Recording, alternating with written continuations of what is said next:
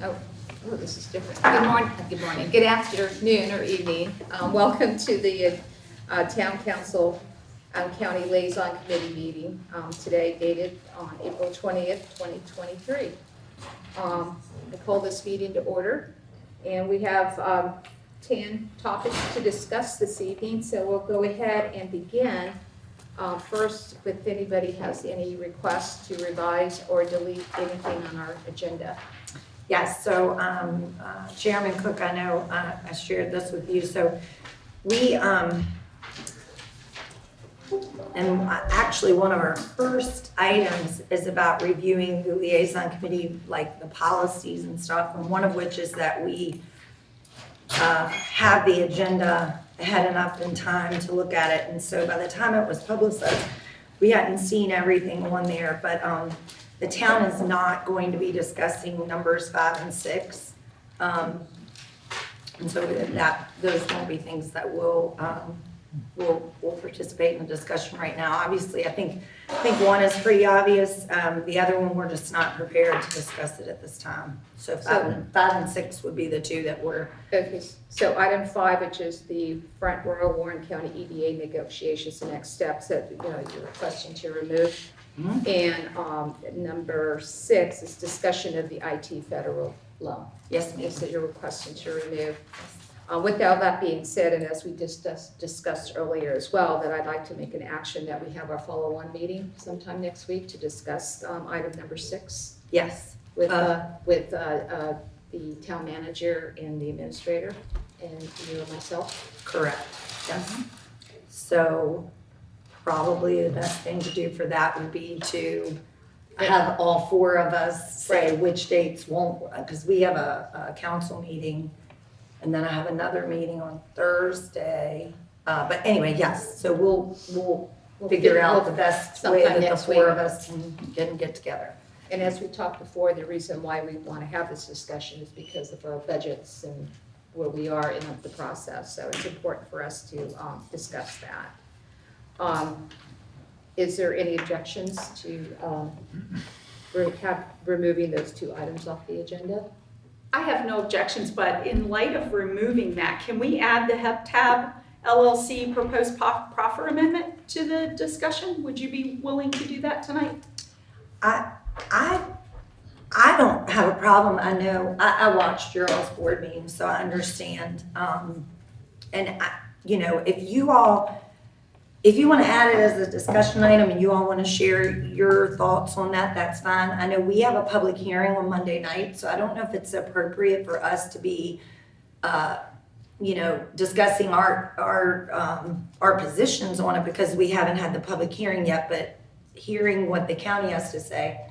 And the thought is that, and you know what, let's add it and then I'll tell you what I was thinking later, because otherwise I'm going to go ahead and say, I was really what I was going to say is that the town, I believe, presented the information to the county. I think the county has given their input, but that's all I was going to say is maybe if you all had thoughts on that, I don't see. I'd like to discuss the county's input. Yeah. So the discussion with the board and some of the other people is it appropriate for the school board and the board of supervisors to come to that public hearing and speak, or can we use this venue for the board of supervisors to discuss the proffers and the potential amendments to those proffers and the impact on the county budget that it would have in the school budget?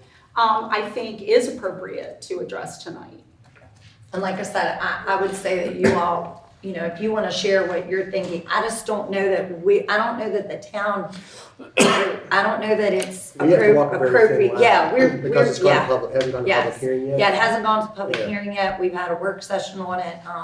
And even since the work session, I believe the proffers have been, the proposed proffers were amended. I am thinking the county has seen the proposed amended proffers. I'm not sure, Ms. Kishki, is that not? Yeah, I'm not sure that they've seen. There was just a minor change, but anyway. How recent were they amended? We don't have that. We have it in March. Well, I think, March 15th. if I may, Okay. I think we're having a good conversation about it right now, so let's go Yeah, ahead and add it on the okay. agenda. I say we Thank you. just, I was gonna say, we just So- let's just keep going now. So with all that being said, so, I just want to make sure we have the proper motion. So the town wants to remove item 5 and 6, which is the EDA negotiations and the next steps and the IT federal loan. In lieu of we're adding, the county wants to add the proper discussion. Is that correct? Correct. Okay, so for the proper discussion will be item 9 because we got rid of 5 and 6. So if all that is acceptable with everybody, please say aye. Aye. Aye, very good. We have an agenda. Okay, so the first item we have is the review of the Liaison Committee mission statement and policy documents. So I know last time we met, we talked about some revisions to the policy, and And I think what ended up I think when some of it I think we all agreed that it was gonna work out fine. The problem was, it was under membership because, I say we as in all of us, thought that we could just say, hey, at the liaison meeting, let's invite all of us. Everybody comes and sits around the same table and, the 2 chairs would have the ability to speak, but also we could call on individual board members and council members. And then we were told that the possibility of, if we were to do that, that could turn into an official meeting, which meant attendance would count.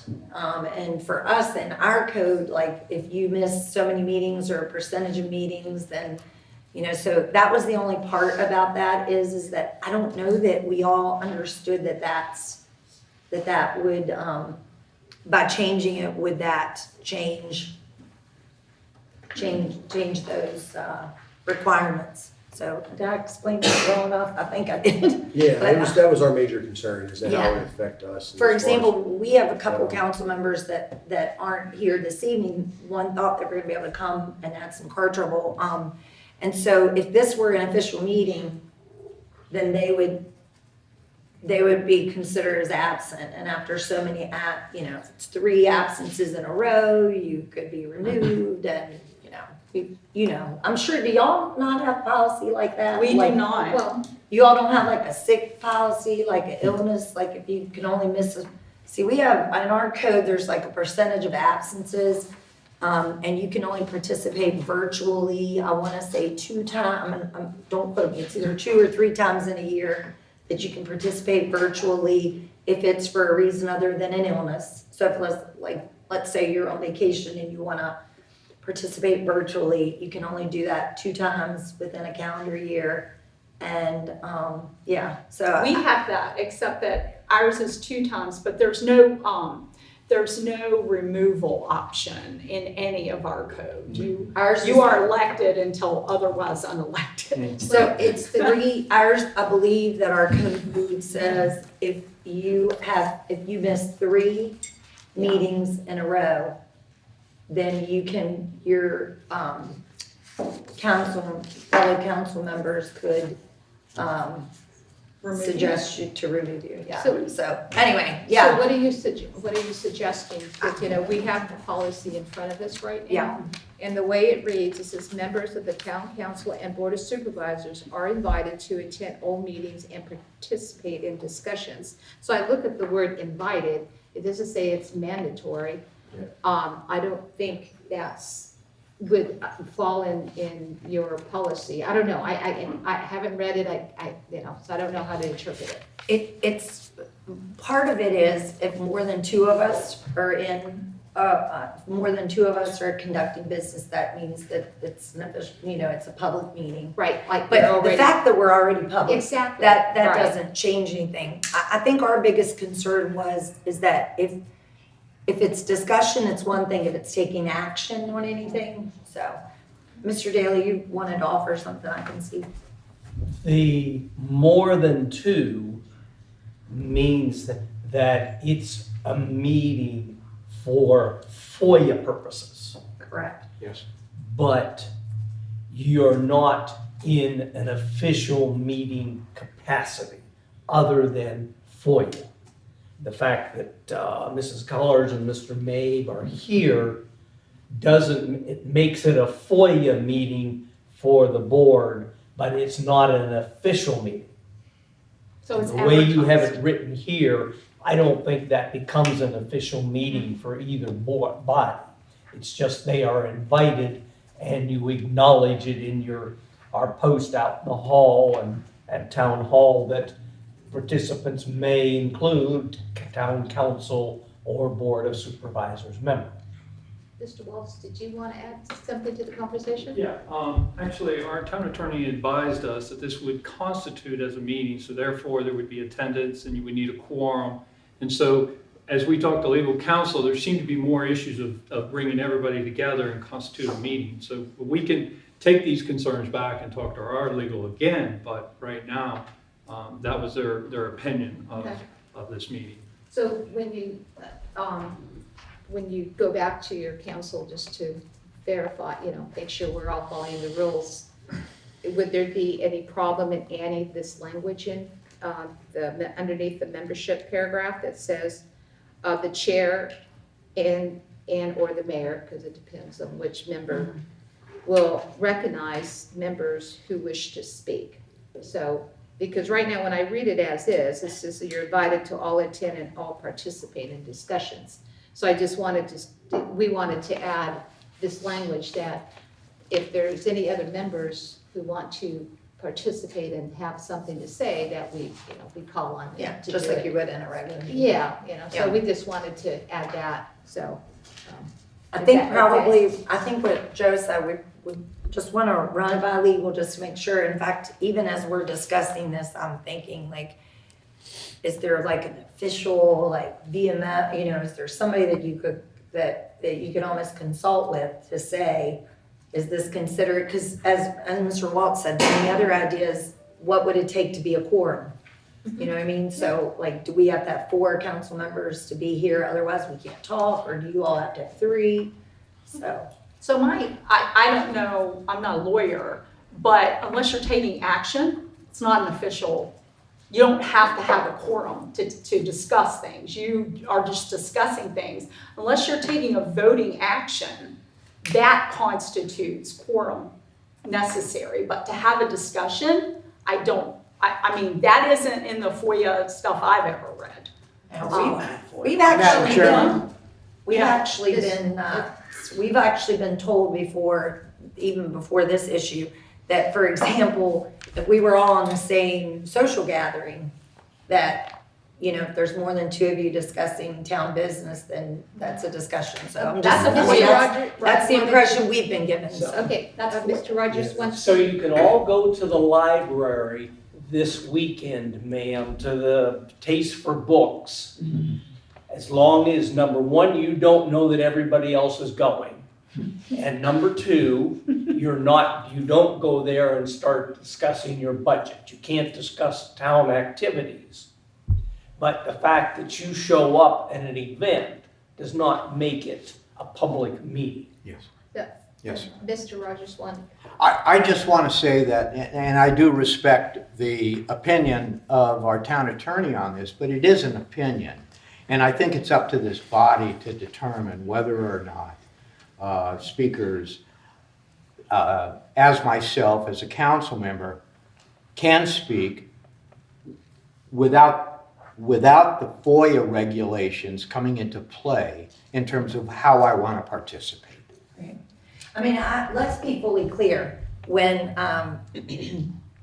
Vice Chairman Colors was chair, we actually were the ones who said, let's invite everybody comes. So I don't want anybody to think that I'm suggesting that I actually like the idea that everybody's there and everybody participates, because many times we're talking about it, then you have to go back and get somebody else's opinion. And so I'm not against all of us being in the room. I just want to make sure that we didn't overlook something that we thought. And like what you just described about if we were to all show up at the same place and we were to talk about business, that is what we're doing here. So this is a public meeting. But this has been This- advertised. This is already advertised. Right. This is advertised, Me. So, yeah. yeah.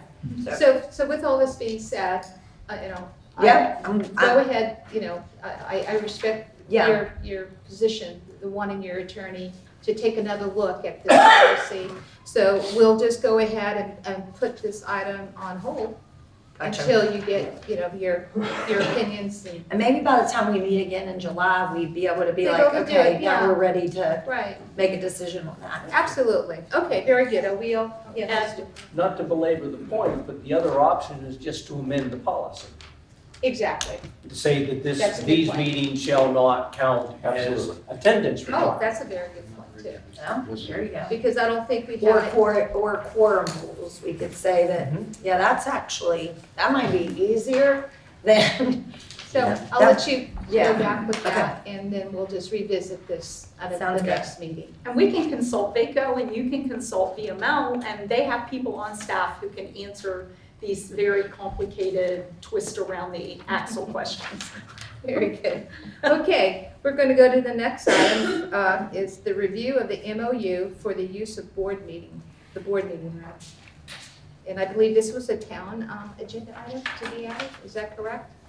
Actually, I think we resolved this at the last meeting. yeah, no, we didn't have that. So, because there was a couple questions I about actually board wonder why it use. was on there too, but Well, So it was a residual, it should have been removed. okay, so this is a non-issue and doesn't need to come back on the agenda. That is correct. Okay, very good. Well, that was an easy one.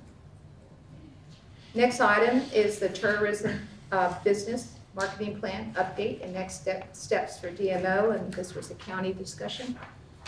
And I guess I'll go ahead and start. Want me to start? Yeah, sure. And then you chime in, because I know you know a lot of the history. Sure. The reason why we're bringing this up is because, several years ago, I know we were negotiating to do a joint MOU for our tourism for our county. And things have, changed along the way. And I think it was, a couple months ago? The end of February. End of Yeah, February February, 27th. where the town council decided to relook at the MOU and, to want to go in a different direction. And just speaking for myself, is that, I like to know where we are on that, because tourism is very important to our county. I believe that it should work well with us both together in making it, so we don't have redundancies in expenses and visions and things like that. So that's why we wanted to talk about this and find out where the town is, your direction, that you're going with the MOU. yes. Did I cover that right? And Very well. Okay. you had something you were gonna share, right? I was just gonna say that we're in current contract negotiations with DFR. And I actually met with Dr. Daly last week or the week before last, and we were talking about it, and with Claire Schmidt with DFR. But we are still right now currently in contract negotiations with DFR. So what about the MOU between the town and the county? Because that's where we had agreed years ago that we were gonna do an equal share, kind of cost sharing of the tourism.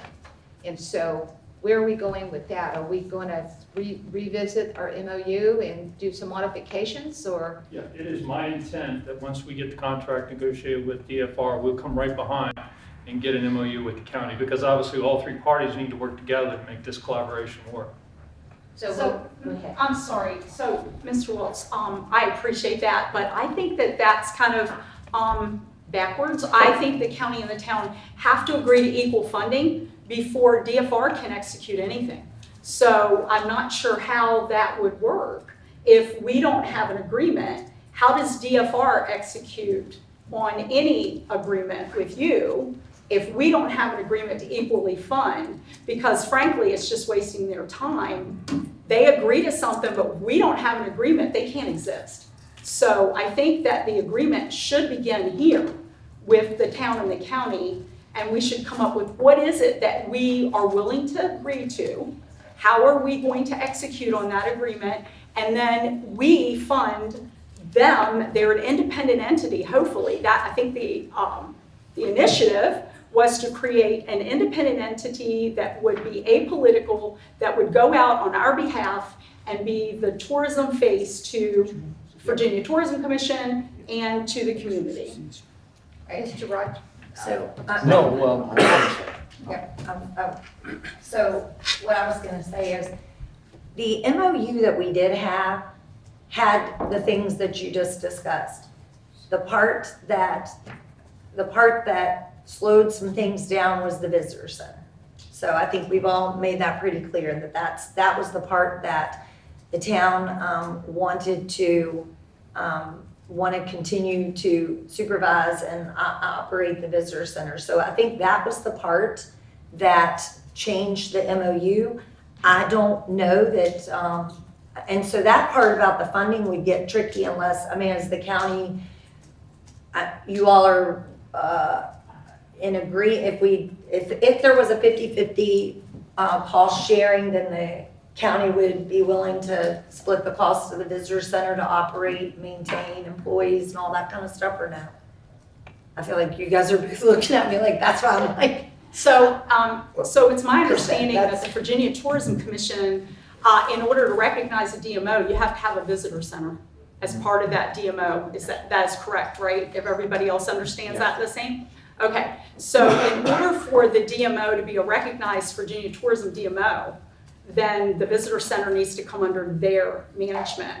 Otherwise, we have to come up with another visitor center. And that doesn't make any sense.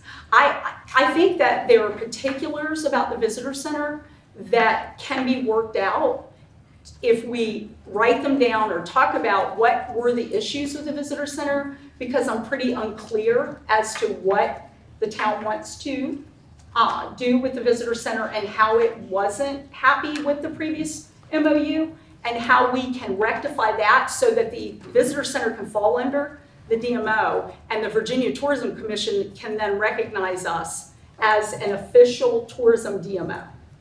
Well, I wanted to say one other thing about, so what was in the MOU in regards to the visitor center before? I believe it was like, no, I get confused. Was it like rented, like for was $1 a year or something Yep. like that? So To Correct. Discover Front Wood. right. So I just want to say though, but as new people came on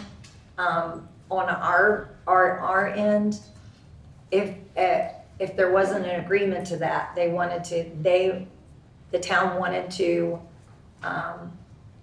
maintain the visitor center. I mean, that was, I know there were issues, and I know you were saying like which things you're aware of, but there were some issues. We did have some things, and it was challenging. Like, who do they work for, and that kind of stuff. I mean, that we spent about a year or two trying to figure out like who works for who, and That issue is going to remain because you're still going to have the town as the management of the visitor center, and the DMO is going to have its tourism director in there every day. So there's still going to be that constant confusion about you cannot serve two masters. And that's what was going on. Right. The town was paying the employees, the DMO was managing the employees, and so they had no idea who they reported to. I worked in organizational management, and that is a prescription for disaster. Yeah, well, that was the thought of the one party that was involved is no longer part of the agreement now. That contract expired. So they're no longer in the picture. You know, the contracting company that was overseeing the visitor center, you know, they pretty much made a decision to let everybody, you know, to do away with the staff at the visitor center. And our town manager here just found out about it out of the blue without even informing him. So with their contract coming to an end, you know, we quickly decided like, well, and I've said it from several times that to me it makes no sense. It's why did this entity create another entity to get involved in when it could be simplified?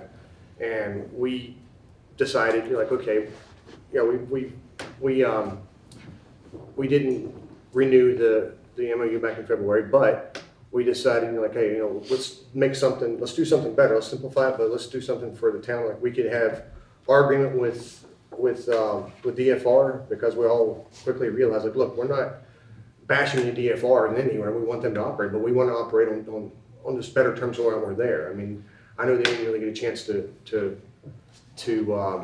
to act on what they were told to do to some extent, and I agree it was convoluted, but the thought is, and to what Joe was saying, that we need to, our goal was to get our agreement with DFR, get that up and running. And like you said, Dolores, I think the agreement between the county and town, that could be resolved rather quickly on how we could, split the cost of it. And that's the thought that I have on it. I mean, that's kind of where we were.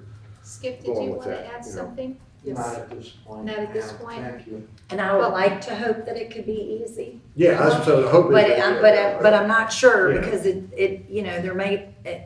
there may be some situations where, like that in particular, the visitor center, and it wasn't just the employees, the visitor center shut down and So they I weren't would being like- operated Yeah. I'd 7 like to days a add- week. The visitor center is a Warren County Front Royal entity. It's not a Front Royal entity. It is the product of both of us. And if you look on the Virginia Tourism Commission, it says Front Royal Warren County Visitor Center. And I believe there are agreements that date back that defines that it is the product of both of us. And so it would behoove us, I think, to work together to figure out how to make that work into DFR so that we could, if you guys want to make sure that we're selling product in there, so I heard that. And if you want to make sure that there are certain things you want in there, I think DFR would be willing to execute on those requests. So I don't understand, that we want to manage it when it's the Front Royal Warren County Visitor Center. When they come here, they come to see all of us. Mr. Waltz? Yeah, I just wanted to say that this is the first time we've heard from the county saying that we need to get a mutual agreement between you before DFR. This is first we've heard of this position. I'm sorry, sir, can you speak louder? I didn't hear that. I said, this is the first I've heard of the county's position that an MOU needs to be done with the town and county before a DFR agreement. That's all.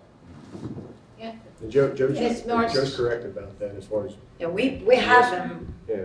we have been working towards a Yeah. contract with DFR. Ms. Marks? I just wanted to echo off of something Supervisor Oates said. I believe that anybody who watched the town council meeting regarding tourism back in February saw that it was a split decision almost. Obviously, it wasn't because the agreement is no longer applicable. However, with that being said, I would just like to add to our representatives here on the town side, I think this is where it gets very frustrating and confusing, and I've said this from the beginning. We have to decide if we want to manage it or if we want to contract it out because we can't do both. And so with that being said, what happened last time when this all failed is we hired a company, but we kept them on a leash, so to speak, and didn't allow them to do their job. So that's where we're headed right now. I'm hearing it. The town wants to contract and have an MOU and a DMO, but they don't want to give over things. So for the town side of this discussion, I think there needs to be a clear understanding. And if it's a 4-2 vote, the twos don't have it. So I think we just need to revisit on the town side, who wants to contract this out? I don't want to be a tourism director. I don't want to manage tourism. I'm not sure that it's council's position to do so.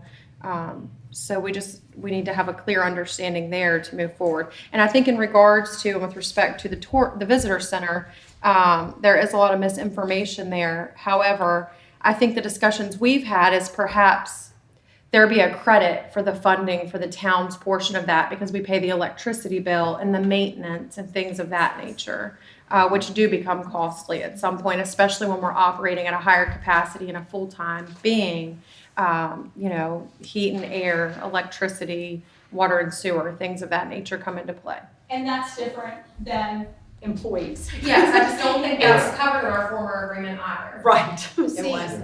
See, if I may, understanding that, you're negotiating, with the contractor right now, and that's okay. But then once you finish your negotiations, then you're gonna come to the county and say, okay, this is what we would, like to have your contributions for. Where, I think that you should have I would assume that you have a vision of how you want to structure going forward with tourism, with partnering with us already. So I don't understand, well, not so much understand, but I would suggest that maybe we can all get together and you can share your vision with us and see how you want us, the county, to participate in it. And then, of course, at that point, we make our decisions and go forward. I know I was kind of new coming in when we were doing the negotiations 2 years ago. And yeah, we sat over there and we all went, but we came up with an MOU that was acceptable for the current elected officials at that point in time. I don't see why we can't do the same for this year, the new vision. So are you saying, let me clarify, just so, as Mr. Walt said, I want to clarify. So are you saying that you think the county feels that we should get a MOU with you all first, and then you all get your contract with DFR, and we get our contract Well, with whatever DFR? we decide, whatever. Unless you guys want to go on an independent arrangement with DFR, but I don't think DFR can live on No. one entity's. No. Well, that was, Please, Yeah. please chime in if I've said something that So- does not make sense. well, that was never that's not our intent anyway, to go independent. But that's what I'm trying to say is that, what's the path? Well, I just want to know, is the path to meet with you, is the path to do an MOU with you all first, and then work on the contract with DFR? Is that what I hear? It sounds like that's what you all Yes, feel that like would be, that, to me, that would be the Okay. ideal Dr. scenario. Daly, Okay. did you want to add to this conversation? I believe they need to be simultaneous, ma'am. Because from what the board has said, the board wants to know what the status is going to be of DFR before we go off to do anything else. Exactly. So there needs to be like two agreements side by side.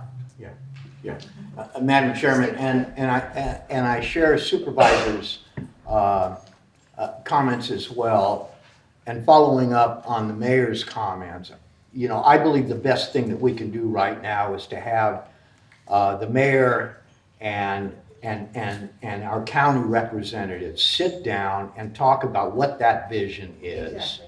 Yeah. together, right?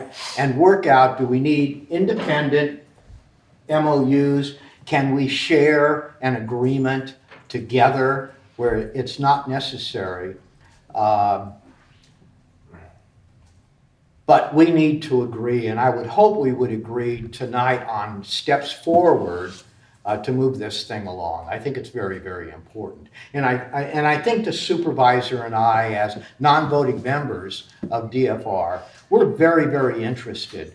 Both the county and the town are missing opportunities right now as we discuss this thing and continue to work this thing through. I suggest that the town and the county sit down in some format and work this thing out. It should not be that difficult an issue to deal with. I agree. Yes. I just wanted to add to what Town Manager Joe Walt said. I sat on this liaison January 19th, 2023, and the notes were very clear that the next steps in tourism was for the town to adopt an MOU. Obviously, there was an upset in February that occurred, but it is the first that I also, flipping back through my notes from 2023, have heard of creating one with County First. However, it does make sense, because how does DFR know what they can or can't do without knowing what they will or won't have? So I think Mr. Daly's idea of doing them simultaneous is the best way, and it's the fastest, most efficient way to get this done. And if I add, we already have a tourism subcommittee with Ms. Oates sits on it, and I think Mr. Rogers. Yes, ma'am. And I think that's where it should belong, as far as the discussions and. And there's significant, You know, there is and then report significant back, yes. progress being made on that Yeah. part. And Right. what we need to do is to get the blessing of the county and the town to move forward.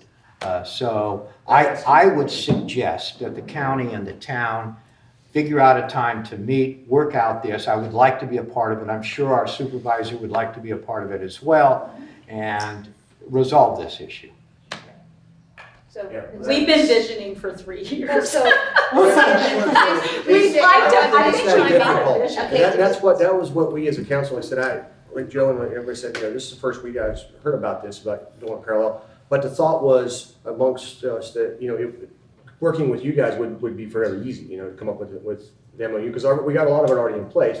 I know you're smiling, but I'm being optimistic. Well, it took you us know. 2.5 years to get the first MOU. Yeah, but So that's why the I'm bulk of it's so- already there though, so it's It like, is, it's just, it it's, is. like I said, there But was work, again, a good work done by The previous, the funding part was, you know. I mean, that took us a long time. It did. But we got the funding part down. You know, as far as that part wasn't the challenging part, but anyway. So moving forward is the idea that you and I and Councilman Rogers and Supervisor Oates are gonna sit down, talk about what the sticking points are, and then speak with our board and get something in place with us first, and then meet with DFR. But I mean, it needs to be sooner rather than later. It can't be Absolutely. a 3 I month down the agree. road kind of thing, because I think it It's needs gonna to be take next us- week. Joe, Yeah. can we ask Joe something? Has there been any word on where they are with that, about getting back to us, or? Yeah. there is, but it's a negotiation. Yeah. But I just wanna say this though, it's a contract negotiation, so talking Yeah, about yeah. what you're gonna negotiate in a contract in the public meeting just doesn't seem like the best way to go. I think Yeah. if we need to do this first, then we need to do this first. Well, I have every confidence in the Oates to talk with Skip one-to-one and have them come up. They just said they both have a vision of what's going on, and then have them come back and, you know, share what they propose and take it from there. You know, I mean, like you said, the time is of the essence. So to try to get everybody at one time and then go through what we did before, it's just gonna be longer. Yeah, I want. So just streamline it, I think. Well, I think it would be valuable to have the mayor and you there for a number of reasons, because the mayor has a lot of historical knowledge as well on the town side. And I Okay. think it's important that she can echo into whatever the discussion is. And I have the historical knowledge, and then you and Skip are Okay. newer. And so that way, if you have questions, then you have somebody there who can answer them, and it won't belabor the point. Okay, So excellent. I say we do this and we schedule it for next week. Okay, Dr. Daly, did you want to add anything? They keep putting Did I their miss- hand up every so often, then you Who- look the other who's way, that? so you don't get to see Who's- it. I don't think the audience can. Yes. She's DFR. Oh, she's the. Yeah, Well, she's if the- you She's the want to chairman. speak? Okay. Yeah, I mean, I agree with what you all, I trust that you all can figure it out, but I have been working with Joe and with Ed and with Dolores and with Skip. And I agree with what's been said, that it needs to be simultaneous. So, and I know Councilman Ingram asked if they've heard a response. DFR has sent a response, which I understand the council is discussing on the 24th potentially, you know, and I've said that I'll participate if needed to answer any question. But I agree, this is like a triangle and we all three need to come together. So I just want to clarify that, you know, Joe and Ed have been very helpful, but I just want to be clear that the contract negotiations, we agree that it needs to be a three-way, not a three-way agreement, but you all need to agree and we come in as partners with us, the three of us together locking arms. Okay, very good. So we'll go ahead and set up the meeting next week? That's great. Okay. And maybe on Monday night, we can get council's input on the old MOU as well, so we know what. Okay, so that's item 3. Action meeting next week. Very good. No other comments on this discussion? Nope. Okay, very good. We'll move on to the next item, which is the update from the Town County Transportation Committee. That's a county agenda item, and I know I've sat in a couple of meetings with our transportation subcommittee, and I'm just gonna share what I've taken away from the meeting, unless Cheryl, if you would like to, chime in and present. If you want to take it, and I'll ask. Oh, no, you're the expert. I'm an observer. You're actually the chair of this subcommittee, so. Well, I'm chair along with the committee, but Mrs. Oates, Ms. Morris from the council, and Mr. Ingram are all there. We've met we started in February, and we started small, and we figured out what our base plan was, and we've been building upon that. And we've had very good meetings. It's been an absolute pleasure to work with the town council members. It's been very productive. Each meeting, we kind of add another person, a stakeholder, to the meeting for building on this structure that we've been focusing on, Route 606 at this point, and the possible east-west connector off that road, since they're landlocked if the train gets blocked there. And I think we're building a pretty solid foundation, and please, the three of you chime in where you want to add.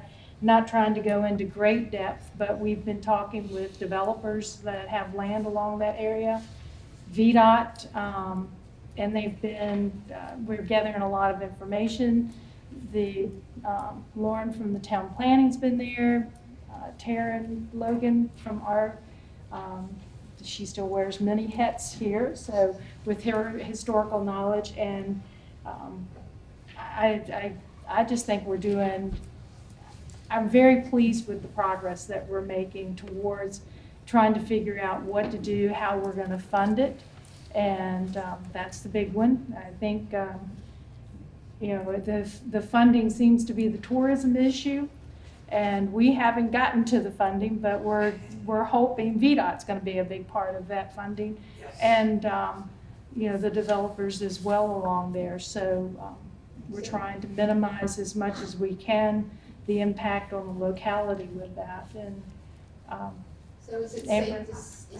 safe to say that we have a conceptual idea of what we're going to be, okay, Ms. Morris? I have some notes I'd like to share from the April 5th Transportation Subcommittee. We had VDOT present for that meeting. It was extremely enlightening. We did learn that new roads do qualify for SMART scale.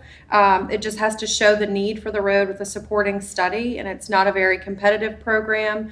There's something called a STARS study. It's a safety grant funding from the state, and the VDOT central offices release these district candidates based on a 5-year crash study. So VDOT has started the study project for this East Main connector. What they're going to be looking into is the forecast trip generation, cost estimates. We're going to look at scaling back the lanes from a 4-lane road like Leech Run Parkway to a 2-lane road, and we're going to look at phasing it in to support the current comp plans. The VDOT study will also determine if it's going to come out at 7th Street or 8th Street, and that study should be completed within about 6 months. Phase 1 would be to Mary Shady's Lane, where it would allow emergency access only through the road to get there. And then revenue sharing is something we're looking into. There's a $10 million cap for revenue sharing. 50% of that can come from developers versus the local government. And all the developers, as Cheryl mentioned, currently through that area have been coming to these meetings and really putting their skin in the game, if you will. And so I'm very cautiously optimistic that the locality is going to spend very little on this project, because if we get 50% from VDOT, the developers are almost willing to cover up to the other 50% to be able to develop the land. And the cap of $10 million, if we qualify for that, you get to go back and then your application is expedited and put at the top of the list, and you can get another $10 million. So that would give us $20 million in total if we qualify for that. And VDOT said that due to Front Royal being an urban development town, we're in very good shape, and our CIP meets the requirements for all that we're looking to do. And then scaling it back from 4 lanes to 2 lanes. If you look at this road that we're talking about, it runs parallel with Happy Creek. So not everybody's going to use the new road. People will continue to use Happy Creek. So really, we don't probably need a 4-lane road because we're going to have traffic down both sides. It'll just be more efficient. And then I'm proud to say that we also, Cheryl and I, Josh, all of us have included some outside agencies who were already working on transportation as a whole. So while Shenandoah Shores is extremely important and remains a hot topic button, we're looking at transportation as a whole: walkability, accessibility, parking, traffic flow. And one of the things that I think one of our next meetings, we have some local nonprofit organizations coming who were working independently. We work a lot better when we all work together, to see about a transportation program with the town, county, maybe some funding from VDOT to get employees, workers, people of that nature out in the corridor. So we have like Ferguson, Family Dollar. We have a lot of distribution centers out in the county, and they have a need for employment, but a lot of people have transportation issues within the town. So we are covering a lot of ground at once. I think VDOT and all the stakeholders involved on April 5th said, why didn't we start this 20 years ago? It's moving along fast, and the first phase if completed would be over 20%, 20 to 40% of the road would be completed in that phase. So what do you anticipate of the phase 1 to be completed? I mean, are you not there yet? And I get that. 6-month study back. So Okay, the 6-month all right. study will tell us all of that. Okay.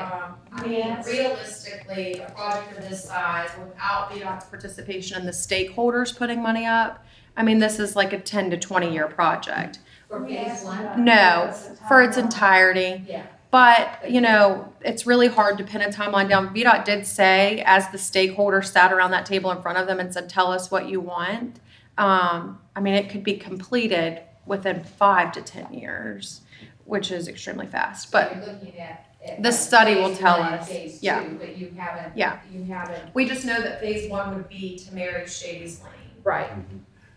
We asked VDOT to give us a timeline. Yeah. Not that we're gonna hold him to whatever, if he says 2025, we know that's a flexible, but at least to give us an idea of all the hoops we're gonna have to jump through to get funding and so forth. So we would have a game plan laid out for us of what our next steps were with that as well, instead of finding that we missed a step and that we weren't aware of. And he thought that was a great idea and a doable thing to get that for us.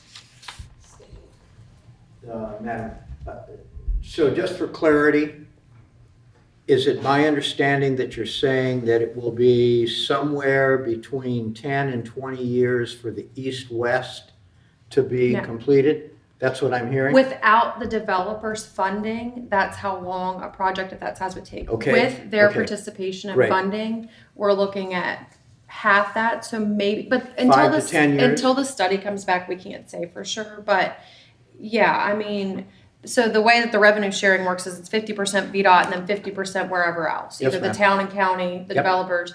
And at this point, it seems like the developers are very willing and able to pay a large portion of that 50%, Okay. and they're willing to grant us the easements to access the property. Okay. So Mr. Visano has been extremely generous in offering the Mary Shady's Lane exit, because that's a private road. Yes, So what we're looking at is, we had talked about it at one of our liaison meetings over a year ago, the Opticom system that North Warren Fire Department has that lifts up and closes. Yep. We're looking at putting maybe something like that at Mary Shady's Lane, and then that would allow law enforcement, ambulances, fire Right. trucks to access that road in the meantime. So it would help for like crisis intervention and human okay. and health and safety. So for the purpose of our community, Mhm. who is very, very interested in this whole east-west Yes. development and so forth. So for the community to understand what you're saying is it could be with the development of those properties, it could still be 5 to 10 years for that east-west. At the best case, is that what we're saying? Fully completed, but that's really like throwing an arrow in the dark until we get the study back. The study will be a Understand. roadmap of the entire timeline. Just at this point, Yeah. what we're saying, so I understand, and hopefully the community is understanding, that we're looking at 5 to 10 years, probably minimum. No, I think that was Even less maximum. than that? Yeah. I think the best way to say it is that we're very optimistic if the stakeholder, as developers have stated their support, it'll get accelerated much quicker with their support. I think- than it would and be. it So if you're depends- saying less than 5, that is a 3 to 5. fantastic, that's a It depends fantastic on number. the developers Yeah. And the length of time it takes them to Yes, get ma'am. from the first day that they start the process to the actual development being Yes, ma'am. finished. Because their plan is to build the road through their part of the development. As they're developing. Yes. Yeah. that's I what- want to say that this is the first time that I, and maybe this community, has been able to frame Yes. an east-west timeline Absolutely. for that development. I think that's very, very important, and I appreciate that input. The Thank- last thing I, This is contingent now. Say again? This is just a shot in the VDOT dark. study. Yeah. Wait a minute, I'm sorry. I said it's more of like a shot in the dark. It's just a very rough estimate until we get the VDOT study back, which Yes. Taryn and the county, like I said, they proposed that So idea. this is not written in stone. This isn't written in stone, yeah. It's also contingent on the zoning going through. So it Correct. depends on how the properties are zoned, if they can develop their land the way they Okay. wish. Okay. So currently, we are operating as if the zoning as it's currently planned happens, then that will take place. Also, we learned from the Virginia Transportation Committee and VDOT, actually the Virginia Transportation Committee member that was present was unaware of this, so we all learned, and it was a little bit alarming but refreshing. I love our small town, small county sense of community. That's what keeps me here. But one of the other studies that we had mentioned back in January, we actually don't qualify for funding through that because the VDOT's funding for this type of project is based on economic development. And even as it stands, like the hospital does not count as economic development on Leech Run Parkway. We would have to have several manufacturers, warehouses, all like lots of them go out there. So we will never get funding in Front Royal based on economic development. Residential does not count. Okay. We will never get funding based Okay. on economic development, no matter what happens with the way that land is owned. Yeah. But so I don't like to hear that this is a shot in the dark. I'm hearing 3 to It- 5, I'm hearing 5 to 10. But what I want to try to get for our community is some framing of potential Lauren's development. going to chime into that. Please. Okay, so we've got the rezoning for NVR that's gonna be coming to council. Yes, ma'am. What they're proffering, and this is public knowledge at this point, is the first 600 to 800 feet of the east-west connector. They're proffering a 2-lane road. Yes, ma'am. So what will happen next, as these additional properties submit rezoning applications and start going through the process, Yes. the potential is that they would construct portions of the road Okay. to access their Thank property. you. No, this is And it makes good. their property It's- more desirable. Yeah, sure. And we learned in that meeting that several random property owners throughout there had recently contacted the town about development. Okay. So it's like perfect. You can Yeah, give us some, please just volunteer your proffers for our road. yeah, I don't want to hold our feet Yeah. to the fire, but to The shot in the hear- dark but to is the hear timeline. this- It's gonna be 5 years from now, and we don't know that yet. All the dominoes have to fall into place in order for that All the timeframe. stars The- have to align. Right, the But- best way to describe it is that if things go as, so all the stars align, all the dominoes fall into place, Yes, sir. it'll be much more accelerated with the developers doing their part than it would be without them. That's the And best way to less describe it, and less costly. That's the best way to describe it. Sure. That's what the public, Yeah. I can say, safe to say that, but to say it's gonna be next year, 2 years, that's. No, that's a little unrealistic, hard and I to say. appreciate. But the What I'm timeframe looking will for be is much a shorter. framing of, give us an idea. Yeah. As we discuss this and as we move forward, give us an idea of what the expectations are. And so I think you've done that, and Yeah. thank you. I think And the best person here to speak, because Mrs. Logan has worked with VDOT on multiple, Well, I it can be a think lengthy process. Well, but- because it's as development occurs, Yes. most of the time. But we do have right of way, we do have right of way proffered. And the developers coming to the meetings has been super helpful. So the revenue sharing is a great option, and with the plan that VDOT offered to do for us, I think that's gonna be a great asset to even with us, when development comes in to the town, at least we'll even know how much right of way to discuss with them and where the road alignment could go. So This that's, has been a great discussion. I really want to say that. So many of the folks that I have spoken to in terms of a go, no-go on this development is we've got a railroad track there, we have no ingress, egress, we need an alternative. And I appreciate this discussion because it's helping us frame that there will be, God willing, an ingress, egress in a short period of time, along with the development of all of these homes. So I think this has been an important discussion. Yes, and I think one of the things that's important to remember is it will still cross a railroad track at 7th, 8th Street area, but they will be far enough apart that you'll have two options. So if, Yeah. God forbid, we ever have another 4-hour, whatever it was. But then the other piece to that is looking at scaling it back by taking into consideration Happy Creek made all the difference. Because initially this was looking to be like a leach run, 4-lane, sidewalks, bike paths. That's an expensive, beautiful Sure. road. Yeah. But the option and thought of making it 2-lane versus 4-lane, at least for the time being, Yep. cut the cost down significantly and made the developers more willing. And the property owners that live back there and want to develop, they want it to be a nice road too. And they've said that at our meetings. They don't want it to be, you know, an ugly or Yeah. small goat path. Thank you. So, yeah. I think we've just made wanna say significant that progress. This committee has, joining the people that we have joined together and then inviting the developers to come in even the developers that have said, this is great. We Yeah. wish we had, like you said, we They don't wish wanna we had come been and able work to Yeah. do Yeah. this anymore. before. They said this is some of the best that they've had seen to work with. And everybody should know that the town and county, in this case, we're kicking it in on this one, so. Yeah. Even we get the VDOT momentum was up. very Yes. impressed, and they sit in on a ton of meetings. So Yes.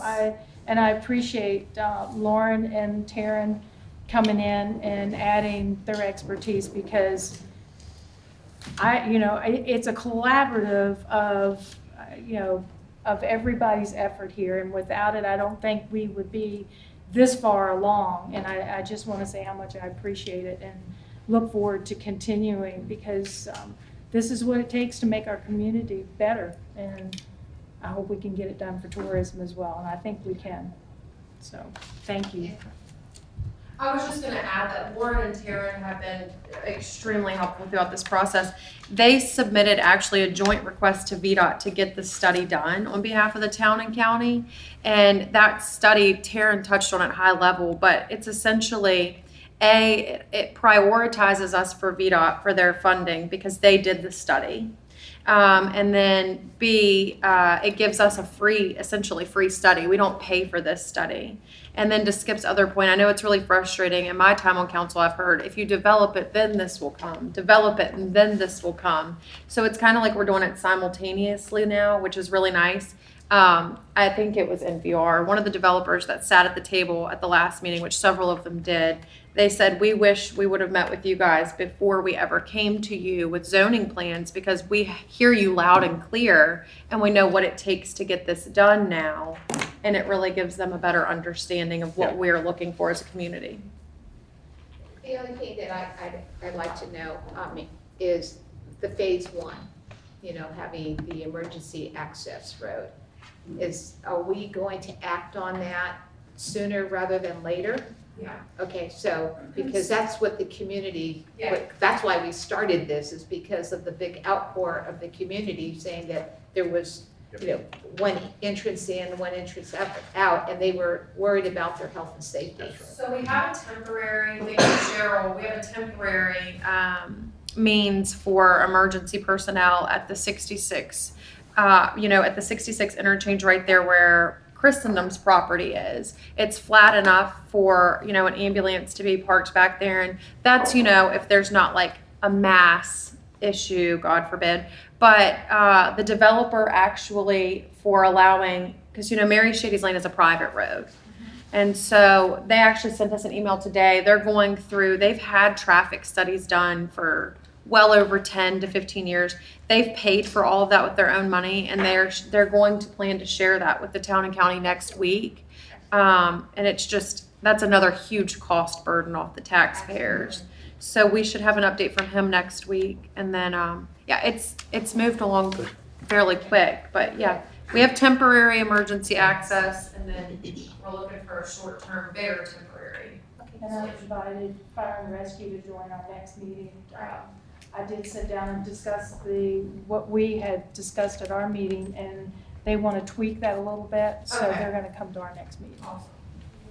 Yeah, so one of the things, one of my council members had asked that, moving forward, since this transportation, which it came out of the town-county liaison meeting, the request to to have this subcommittee. It's just that we have minutes, so that we can put them on our website. I write those up. Okay. after, and So maybe, so probably, that's just something, well, yeah, we were just saying that maybe that should be something we would include on our website, because we're talking about it tonight, and everybody in this room is gonna be what I would call in the know, but it would be nice for us to have minutes to put somewhere where citizens could see, you know, when the meetings are held, who was there, and what you're doing. I'm not trying to give you more work to do, I'm just trying to I think. write up a summary of Okay. the meeting and who's in attendance, not a web share. Okay, That's all right. what my binder is here. Okay, and then we'll figure out, we'll find out the particulars if we're supposed to like read that into our meeting, like as, you know, minutes and approve them or something like that, but thank you. These have been given a report during your council meeting. yeah, somebody just made the suggestion, which I don't think is a poor suggestion, is that having it in writing somewhere rather than just a verbal update, because then people could go back and read it versus having to listen to a meeting and wait for that part. Does that make sense? Okay. I think it's a great idea. I thought so. Okay, so we're all done with this discussion. Thank you. Okay, so jumping over 5 and 6, the new 5 is the disposition of McKay Springs. I believe this was a county or town topic. Actually, yeah, I have an update. At this moment, the town would like to further evaluate the McKay Springs. So therefore, at this time, we do not want a boundary adjustment, our parcel, which is the tax map 1269, until we fully evaluate the impact that that would have on McKay Springs. Do you want to add anything? Is there a time limit? I mean, this has been on for 5 years now. Yeah, I've been here since December, so it's going to take 3 to 6 months. 3 to 6 6 months. 3 to 6 months, yeah. Okay.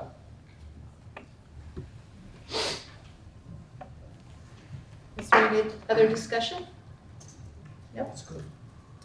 All right, the next item is the town comprehensive plan update. Mr. Petty, can I have a copy of what you were gonna hand out? Do you mind? I at least wanna read it. Joe, I'd be happy to take a copy myself. What is so I that? can read, or is What are that you, fine? okay, time out. What are you distributing? It's the update to the where we are, the fact that we have these these parcels, there are 4 parcels there, some are jointly owned, some are town-owned, some are county-owned. So we've The seen county that. has said we will buy all of it, or we will sell all of it. We Uh-huh. don't care which, but let's dispose of the property. Mhm. And that's, What Basically is- a recap of what we talked about the last 3 liaison meetings. So All right, and then lay back up. so that's what we've been seeing for the past, For the Yes, most part. ma'am. for the most part. Okay, very good.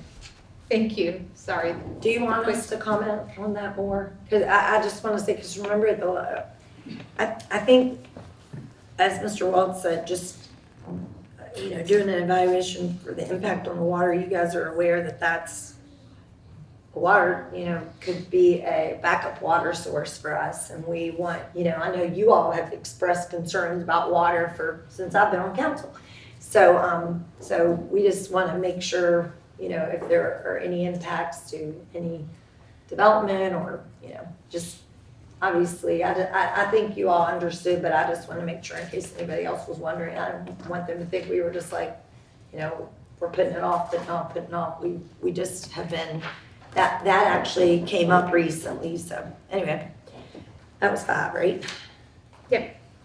Any other discussion? We all good? All right, the next item again is the town comprehensive plan update. Ms. Kapusky is going to. This will be quick.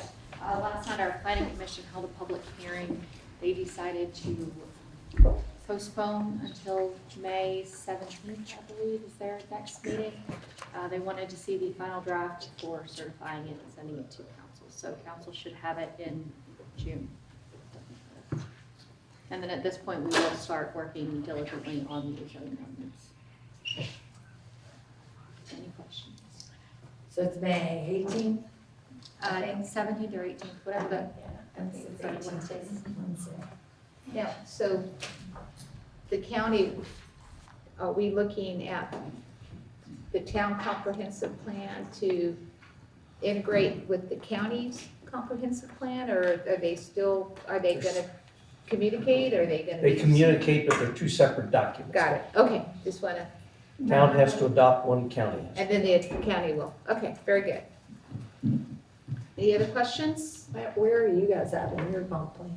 I'm just Karen. curious. The planning commission has been meeting, they were meeting monthly, and then right now, planning is working with the Northern Shenandoah Valley Regional Commission to update our demographics chapter. They have a lot of data, and so they're helping update our demographics chapter, and I think they're our economic development chapter as far as like state and regional data. So, and then it's going to go back to the planning commission. I'm not sure exactly their timeline, how long they have left, but I would say it's going to probably be another 4 months to finish reviewing all the chapters. They've been going chapter by chapter, and there are 8 chapters.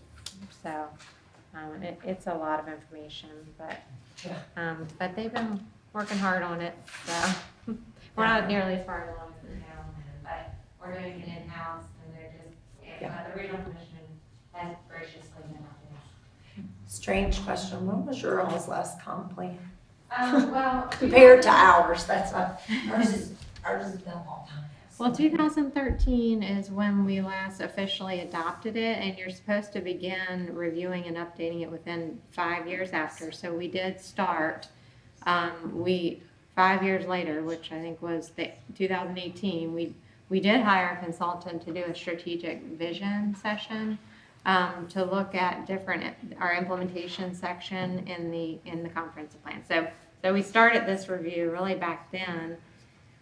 And then with COVID and other things just kind of happened and it stalled. And then the Planning Commission, they've been on this probably for the past year, reviewing chapter by chapter.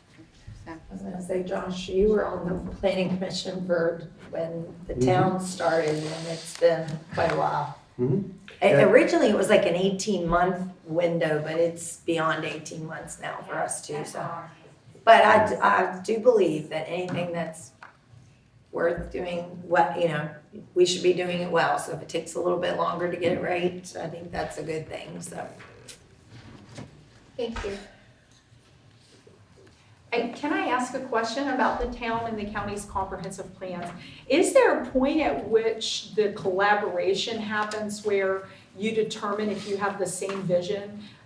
Because I think it's important that we discuss the vision and say, what do we want to be? Who do we want to be? How do we want to look to the outside world?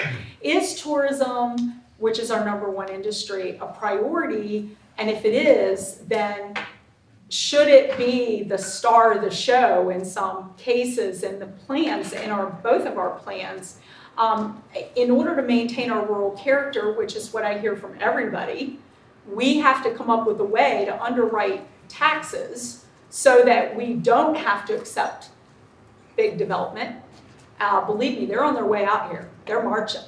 And so, if we had a joint vision, I think we could be so much stronger in defending against having to accept some of these potential windfalls of profit, which is how they sell themselves.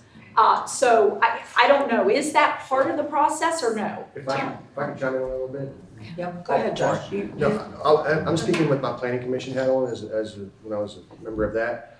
We did have a joint meeting with the town planning commission had a meeting with the county's planning commission in the development of the comp plan. Now granted, it was a meeting, as far as I remember, I think it was just one meeting, but it was discussed in the early stages of the development of our comp plan. And I'll let Lauren, if she's welcome to chime in on this. I'm just going from memory on this because this was over a year ago, I should say. And we talked about some of the high points. We looked at what the county had in place with their comp plan, our existing comp plan, which dated from 1998. So it's been, it'll be 25 years, of course, this year since the town has made any change to it. And to what Taryn was saying, the review is required by Virginia code every 5 years. You don't necessarily take action on it, but you do have to review it. Our comp plan, there was some meat in it from the original, or the one that was from 1998. Of course, it was completely rewritten. But we did do a high level discussion with the county, with our comp plan, with the planning commission level. Now, I know really the discussions that we're having as council and board of supervisors have been more at this level with these liaison meetings. We haven't seen the final draft from what the comp plan has done yet. I mean, like as Lauren was saying, we're going to probably see it in May. I've seen it from the get because I was part of the process when it was being written. So what I have is just historical information from a time on the planning commission, which is fairly in depth, but I don't have any right in front of me. But like I said, if Lauren wants to chime in, but I know that we did do a high level discussion with the planning commissions, I should say, in the development of the comp plan. So with the vision statement, we didn't work with the county to develop ours, but what we did, like ours is derived from the public input survey. So last year we had the survey out to the public online for about 3 months, and in that survey we gave people the opportunity to write, what do you love most about Front Royal? What are the challenges? And we had feedback from not just Front Royal residents, but actually it was probably about half and half that they were county residents too. We even had some input from out in Kansas because our system mapped it. But the themes that we pulled from that data is where our vision statement came from. So those 4 ideas that we have, that preserving character and increasing access to environmental resources, affordable housing, things like that, that all came from the public. And we've got a tourism chapter. I mean, it's small because the comp plan is more bird's eye look at land use and what do we want Front Royal to be in 30 years. But I'm sure that throughout this process, when the county does start having your input sessions, we'll participate just like they did with ours. Madam Chairman, I would absolutely love to see the Planning Commission and our comprehensive plan on the town level coordinate with our partners at the county. It just makes sense. Absolutely. It brings us in terms of unity, working together. At what point do you engage? I would say sooner than later. I know Lauren and her team has done a tremendous job. I don't know what our county partners are doing at all. And so I would really encourage the county and the town to consider how we can get together and begin to work out this vision. And Supervisor, you're spot on, right? That there is so much that we have to offer here in unity, both the town and the county, as we grow and move forward. Wouldn't you love to see less development in terms of major businesses and work on our tourism, work on bringing others into our community and have it develop as we're doing with our along the river and all of the rest of that. That's a beautiful way to focus, but I really encourage the town and the county. Exactly. We're 1 month. Yeah. I would just like to see an alignment of what it is that we want our community to look like in the next 25 years and how we can help. So instead of the big boxes that don't bring a lot to your community, if we could work on developing small business and offering incentives and working with economic development to incentivize them to look for grants to help these small businesses cultivate, they are truly the investment in the backbone of any community. And I think that together we could be powerful if we could just get in that mindset. And that was one of the reasons why, like I said, we, as a planning commission, when I was pointing to, we want to push getting a comp plan written, and of course, it's a guidebook, you know, for people to come into our community. And like I said, it's really a 20-year vision statement, you know. And I definitely agree. Like I said, I think it's great that, you know, the town's doing theirs, and then with the county piggybacking on, or county working on theirs now, I think the timing is great, because it's, once ours is done, you know, certified, yeah, then we can say, hey, you know, this is what the town has, you know. And like I said, it does have county input in it. Again, it's just a real high level, just for the sake of it being such a long vision. But yeah, I mean, it's the idea of it is to be a playbook, you know, so. This is just one more example how the county and the town can work together. Yep. Right? Mhm. And that's what we need to do. Yes, we do. Thank you. Ms. Logan, did you want to I was add? just gonna say, they have aligned as far as land use since 2012, because the state came down, I say this every work session, I feel like, but the state came down and said that the county had to designate urban development areas, which is what Amber was talking about a minute ago. Which is you had to have a certain amount of acreage designated for at least 4 units per acre. So we did not want to do that in the county because we don't have the infrastructure, the public water and sewer, trash pickup, just simple services you would think with more higher density housing. So we worked with the town to align our comprehensive plan to designate those urban development areas in the town. So, you know, the Swan Farm property is an example of that. That's one of the properties that is designated. So, you know, it was really a great collaborative effort of designating this acreage, you know, in the town for these higher density housing. So they do mention that.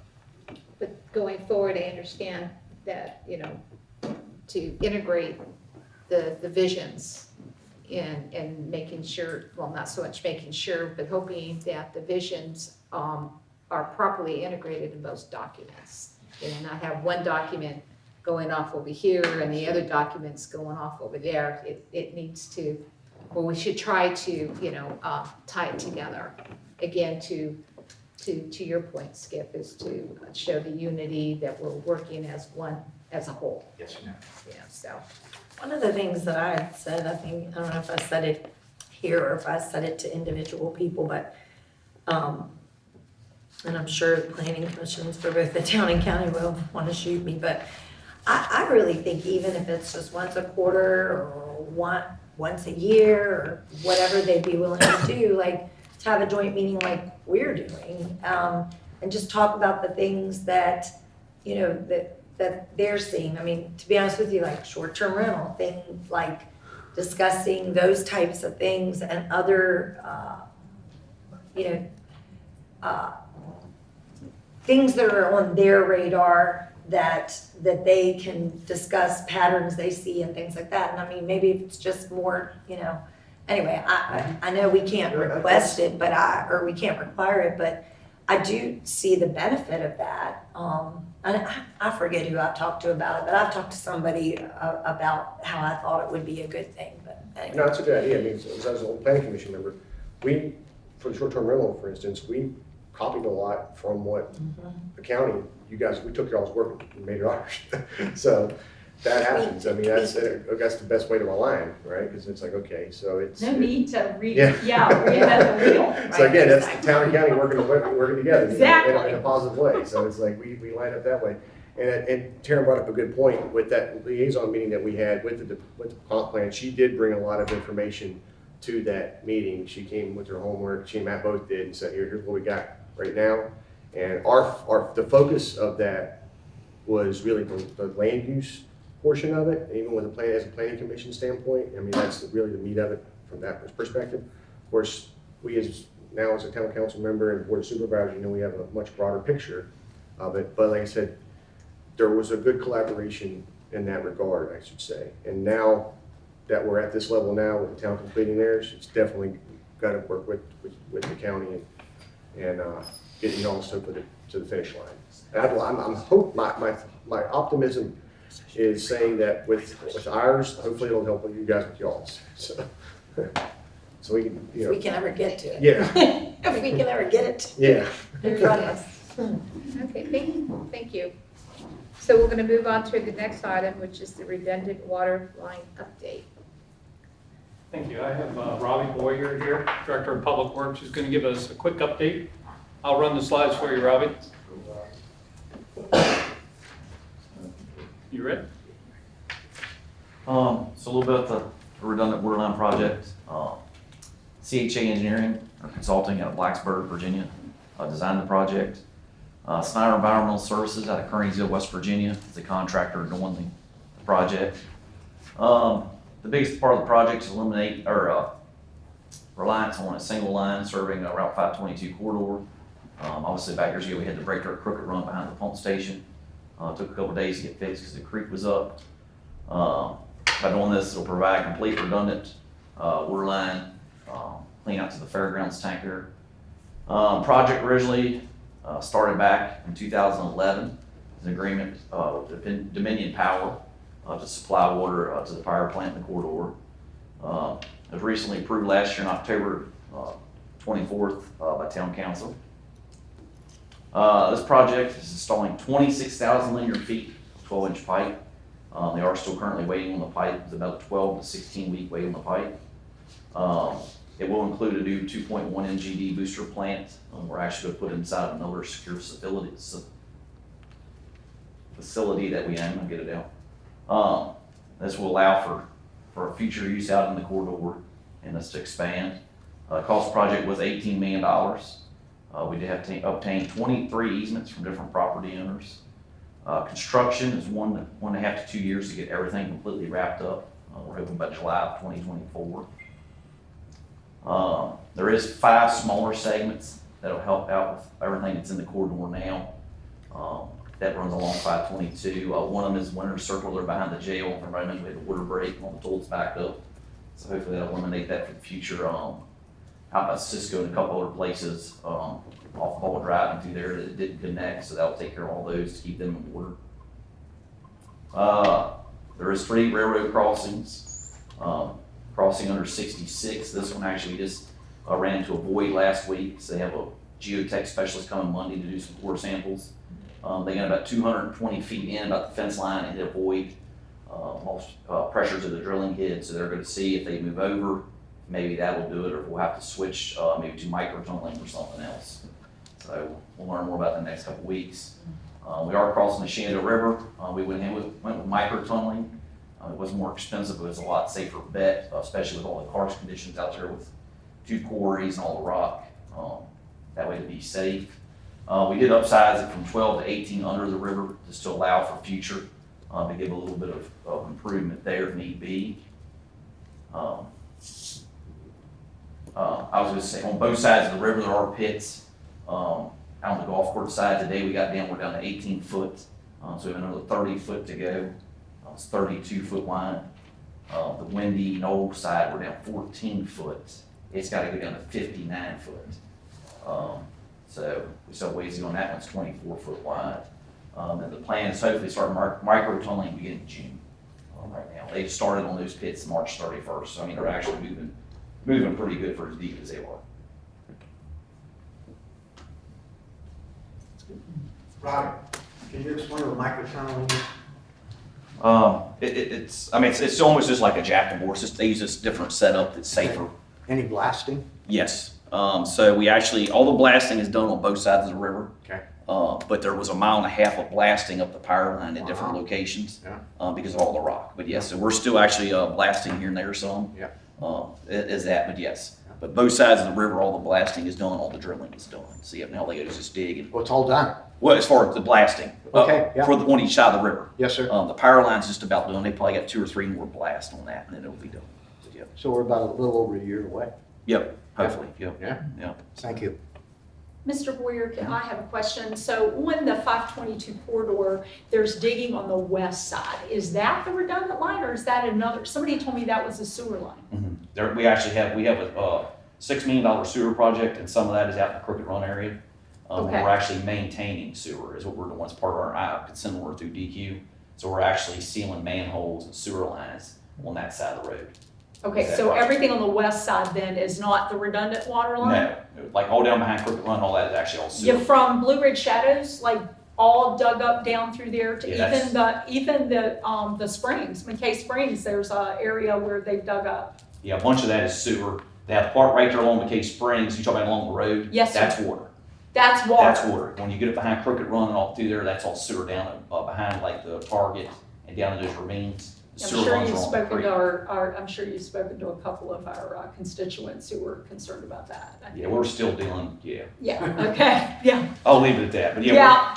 Yeah, but I was just curious about so I've had a number of phone calls, because North River is my district, about what we were doing on the west side. Yeah. And so I've been trying, but I told them sewer because I thought that's what it was. Most all the sewer there runs along the creeks. If it's along the road, it's water. Okay, Everything down in the ravines, unfortunately, the sewer is the lowest point. So Yep. it's along the creek. okay, But it's all existing. We're literally just doing maintenance. Sealing Okay. and trying to keep all the water out so we don't have to, open sewer capacity up. so you're in doing that area. I remediation. Exactly, yeah. Okay, thank you. Mhm. Yeah, absolutely. Robbie, can you tell, just for the record, this project, the cost of this project? $18 million. 18 million. Just, I That's just the wanted water. to point that, Exactly. out, I know. That's That's the plan, redundant. yeah, it was $18 million. And So, it is not yeah. a shot in the dark, it's 18 million unless we gotta go. Yeah, so- And that's the redundant water line, and then the sewer line to secure it or shore it up is 6 million more? that's for the sewer lining project you were asking about. Okay, Yeah, and it's confusing because it's both the same. They're not company. the same project. Yeah. okay. Yeah. So one is 6 million and one is 18? Mhm. Okay, Yeah. so you're spending $24 million on water and sewer. Yes, and people wonder why it costs like it does, right? So, but actually, we were able to use, some CARES Act to offset, some of these projects, so, anyway. Any other questions, any other discussion? No? Thank you very much. Next item is vape shop discussion. That was a town agenda item. Yes, So and who, the person, just, everybody knows I brought it up at an open and a town council work session, and we discussed it wholeheartedly, with not really necessarily a resolution, but just talking about it. And we just wanted your all's thoughts, because obviously the town has quite a few.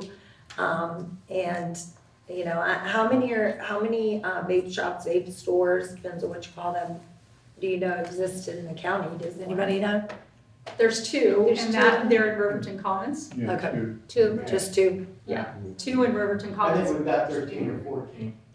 The, But They're being added. Well- We have other stores that are, in addition to other products, now they're advertising vape.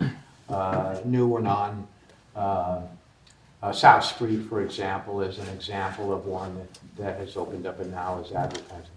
so for the sake of the agenda item, so what's the discussion for Just- the town and the county, or? Just really wanting to know what your thoughts are. Yeah. There were people, on council that were first off, the public itself, has great concern about how many are in the town and just, the purpose of why are there so many, and so we kind of brought that up at our work session, talked about different things. Not necessarily whether or not we wanted to control it or not control it, but just we did talk about some different ideas. I know in some places in Virginia, they're actually changing ordinances so that they are a special use permit, which means they would have to go before the planning commission and before, a board of supervisors or a town council, and just, we talk all the time about how it's our community. And so, and I've said this 1,000 times in the last 3 years, is that I'm the mayor for the town of Front Royal, but I am a citizen of Warren County, right? So all the town, they're in the town, but they're also in the county. So just thoughts about, How did you, to regulate them, or not, or what are your thoughts about that? Yeah, Do you think there's a need, not a need? Do you, are you totally comfortable with, with the sheer number, or, what? Yeah, well, we get asked about it consistently, so I would just like to know if the county is getting the same, if you guys are getting pelted, with questions about, hey, why is the county line on this, or why is. Well, we get. We get those same inquiries in quite in depth. Mr. May May. has, yep.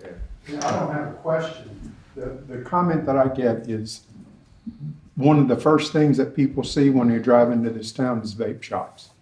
I don't want to be a vape shop county. I don't want to be a vape shop town. I live in the town. So I don't know how we can fix it. And normally I don't say something I don't want to say something if I don't have a solution for it. And I don't have a solution for changing somebody's idea on what type of retail business they're going to bring into this county. But how many is enough? And that's the discussion that the town and the county have to at least have a conversation so we can figure out how we can solve it. One of the ideas, so I'm just going to tell you, these shops are all basically positioning themselves to sell recreational marijuana. That's why they're here. Yeah. One of the things that was in the recreational marijuana bill that was passed by the state was that localities could opt out of recreational marijuana. Yeah. And my message to them is, we're going to opt out. So maybe you're invested in the wrong place. I don't know if you guys feel that way, but I can tell you Dolores Oates feels that way. Is that if we don't sell recreational marijuana in our community, they have no reason to be here. And so they may go and take their toys and go elsewhere. I also have grave concerns that they're selling items that are getting to our young people. Thank you. And I do know that at the high schools, I've met with one of the principals who told me that they have gotten these, whatever they're supposed to be, drugs from these vape shops and have literally passed out in the bathrooms at our local high schools. So that is a health and safety concern for our community. So I think we have every right to review what is being sold in our community, how it's being sold, and to whom. And especially if it's causing safety issues and health issues. So anyway, I don't know the answer. I think you can do ordinances, you can do zoning, but I think the message, if we're not going to sell recreational marijuana, we're going to opt out, then maybe there's no incentive to stay here.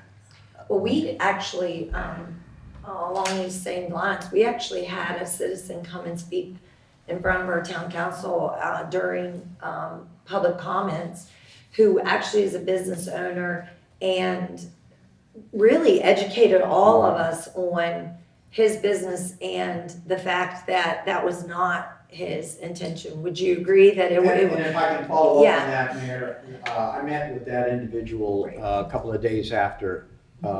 He's a really interesting guy. He runs a very, very different vape model. He is exclusively medicinal focused vape, unlike many or most of the other vape shops, which really are vape and CBD and other sundry items that you can purchase. My interest is, I think all of us are raised in this country. I'm a businessman. And I spent my career, and it helped raise my family. We all need to make money, and God bless all of us for having that opportunity to open businesses and make money. It's curious, and I think this community is all, I don't want to say all, I think this community is questioning why. What are so many vape shops here, not Linden, not Warrenton, not in our small community? We have a significant number. One of the things that is interesting, and I just throw this out for the community's consideration, and it was, and our friend who came to visit our council and presented,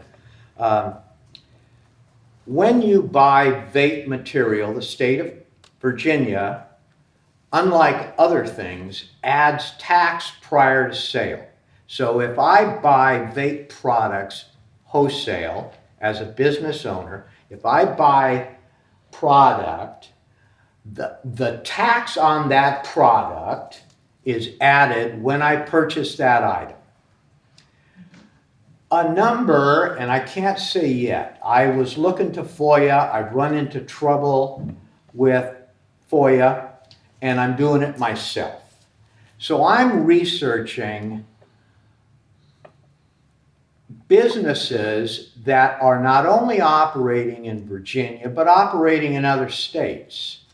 And it is indicated, or it's alluded, that people are going outside the state to buy product, to bring them into Virginia, and to sell them. I don't know that as a fact, but I'm looking into a variety of things that have been supposition. And I want to look into it. I know that we have numbers of owners. For some reason, all seem to live in a certain town in Maryland. It's curious. I just am interested as not really even as a council member. I'm interested just as a member of my community. What is this all about? I just want to find out some information. And I think as we now have this on video and as our community is listening to this, and I'm sure the shop owners are as well, I'm really interested. And Supervisor, I would agree with you. I think there's issues over selling to minors. There may be issues related to not only selling to minors, but having those minors have significant medical problems as a result of that. So I think it behooves us to just kind of look into this thing. We may come up with nothing, and I want to say that publicly. We may come up with nothing, no issues.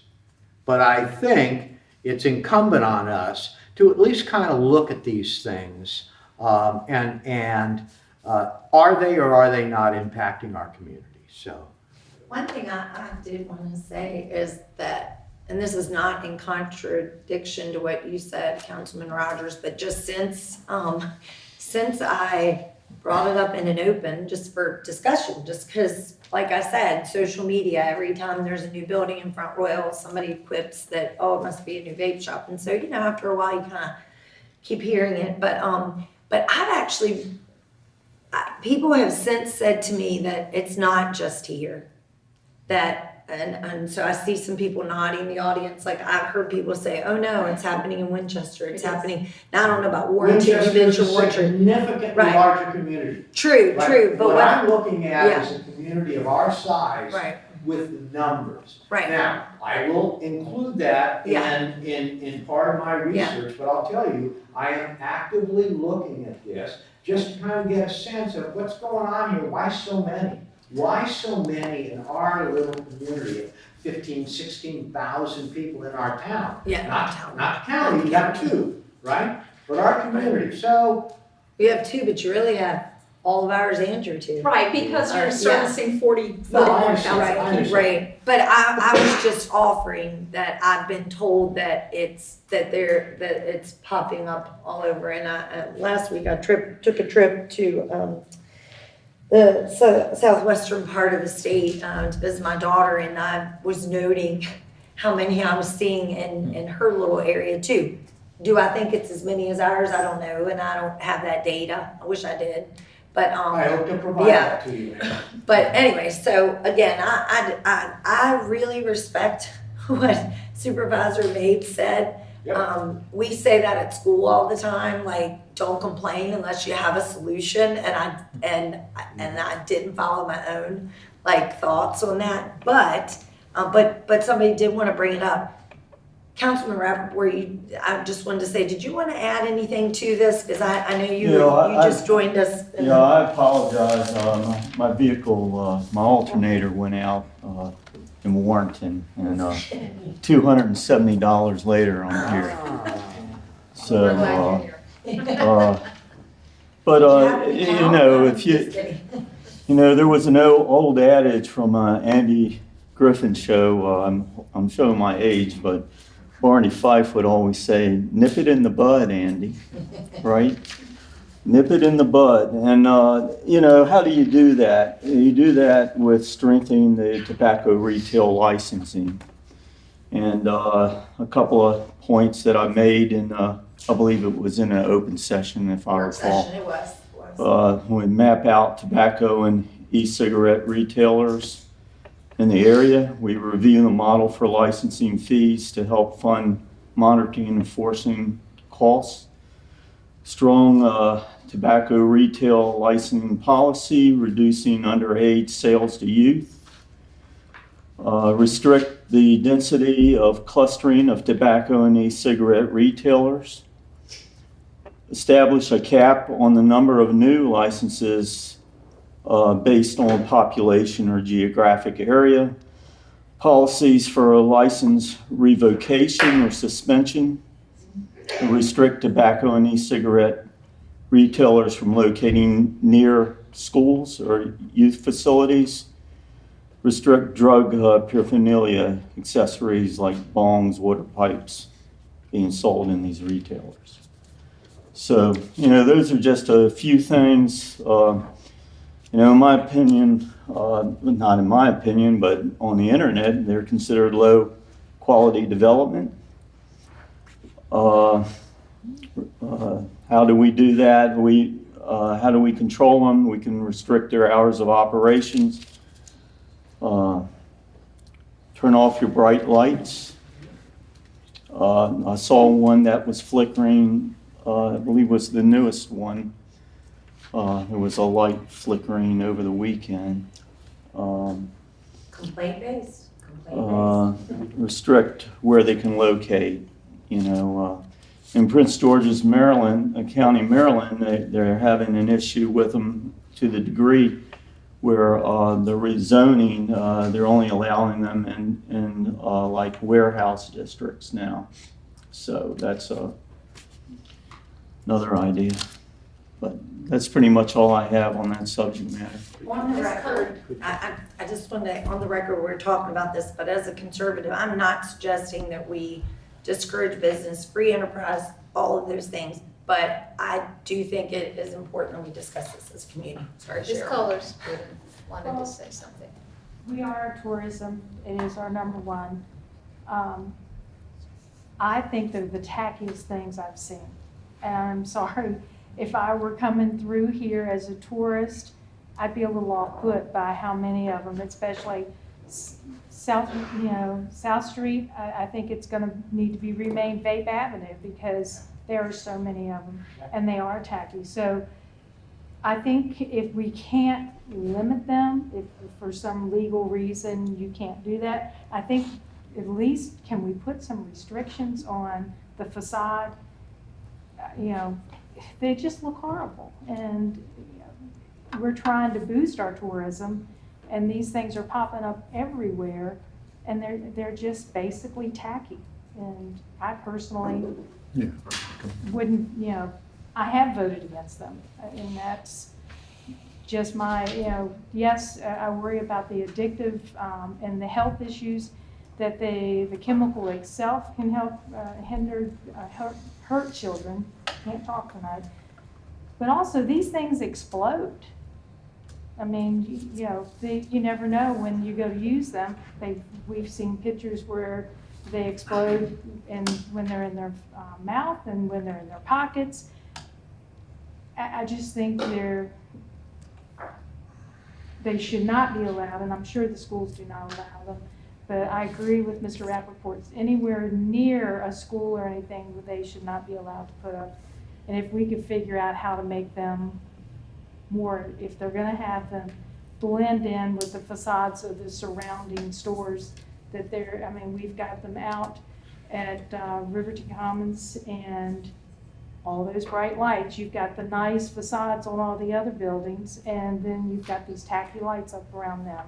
And the same thing here in the town. So, Ms. Logan, do you have anything to add? Well, I do think that since you're getting ready to start rewriting your zoning ordinance, this would probably be the perfect time to look into that. The county, we have two overlay districts, and it's actually a certain span of area where we have an overlay zoning that goes over the underlying zoning. So there's additional regulations, such as signage, different building material requirements, different access management requirements, where you can get from one business to the other without getting out on the road. I mean, which would be something for the town to look at in the Popeyes area right there, North Shenandoah Avenue, I've always thought. But, and maybe you already have some overlay districts, I'm not exactly sure. But an entrance corridor kind of overlay district would be something you could look at, just some ideas. But that does allow you to put, and it has not hindered our economic development at all where our overlay districts are. So it has just really just made it safer and just more aesthetically pleasing in those areas. So that might be something for you to look at. And maybe in that overlay district, you could even have conditional use permits for certain uses. Or like we have in our overlay districts, if you get to a building of 50,000 square feet, you have to get a conditional use permit.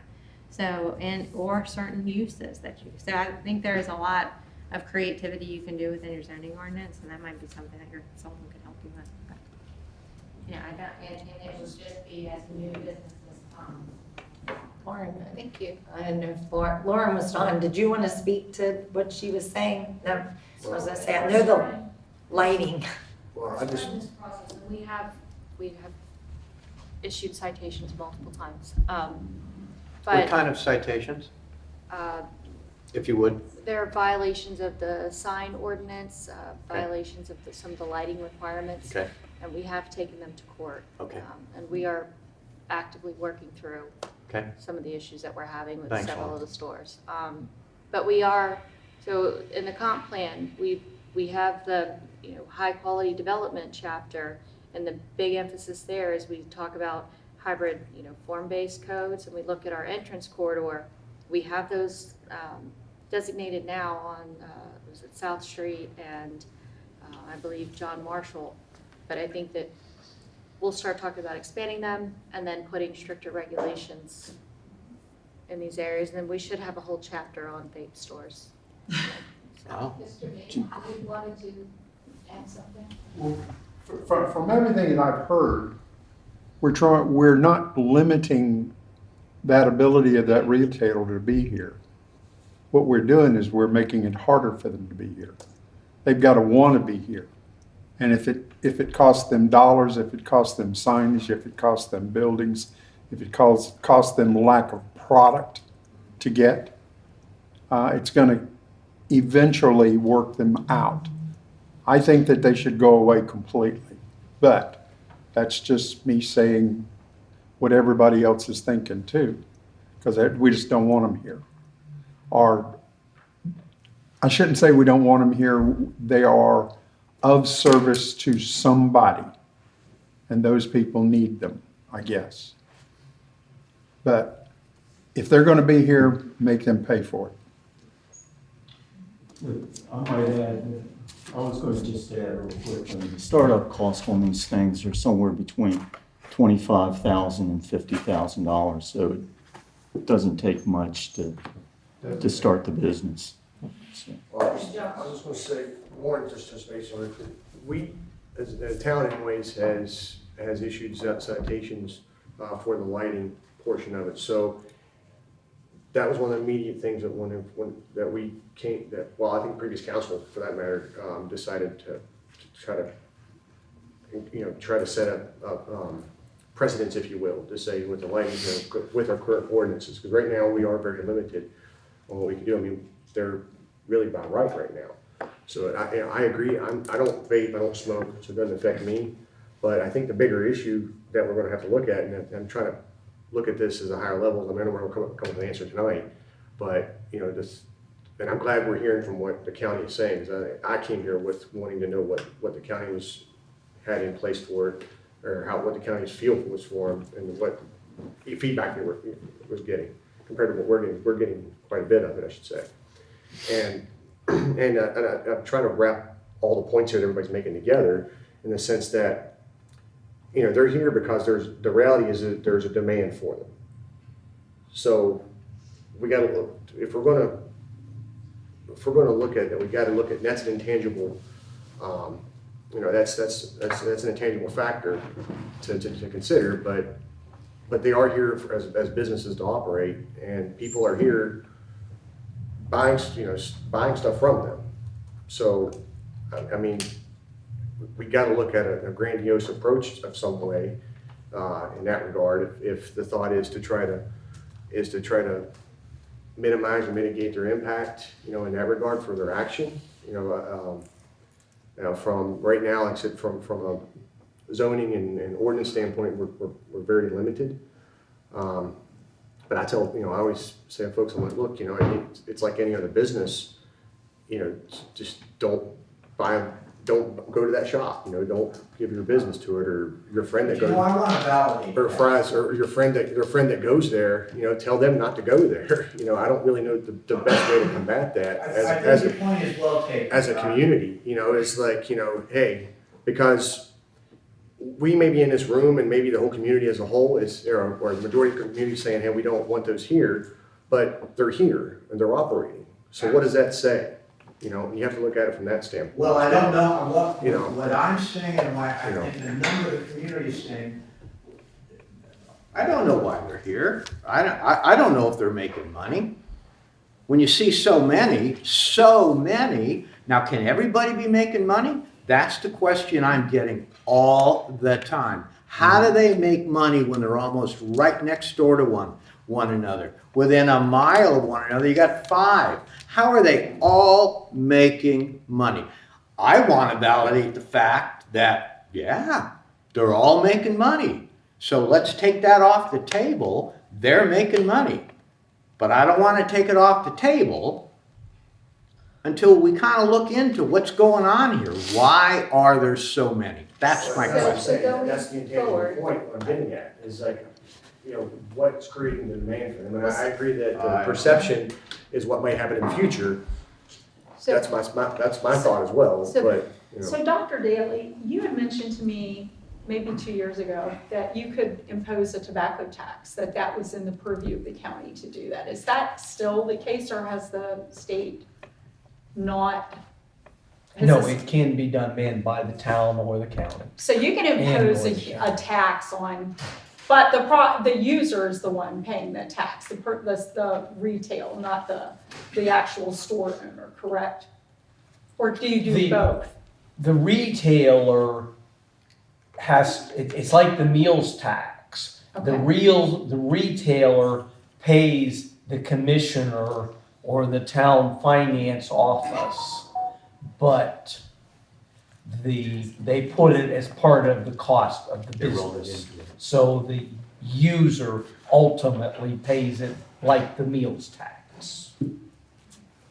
Well, I think, you know, we've gone through this discussion, and I respect everyone's input with this. So where do we go from here? So do we want to have a separate subcommittee to explore why there's the demand, or if we can tax, or why are they here? Should we regulate? Should we do, you know, whatever? Where do we go from here? That's Yeah, I think we got the right. questions figured out. It's Okay, like- so, you know, I mean. That's Because right. this is Yeah. really, you know, I Yeah. mean, you know, not to pass the buck, but this, you know, the town Mhm. is having, you know, these problems, and I understand the town's part of the county.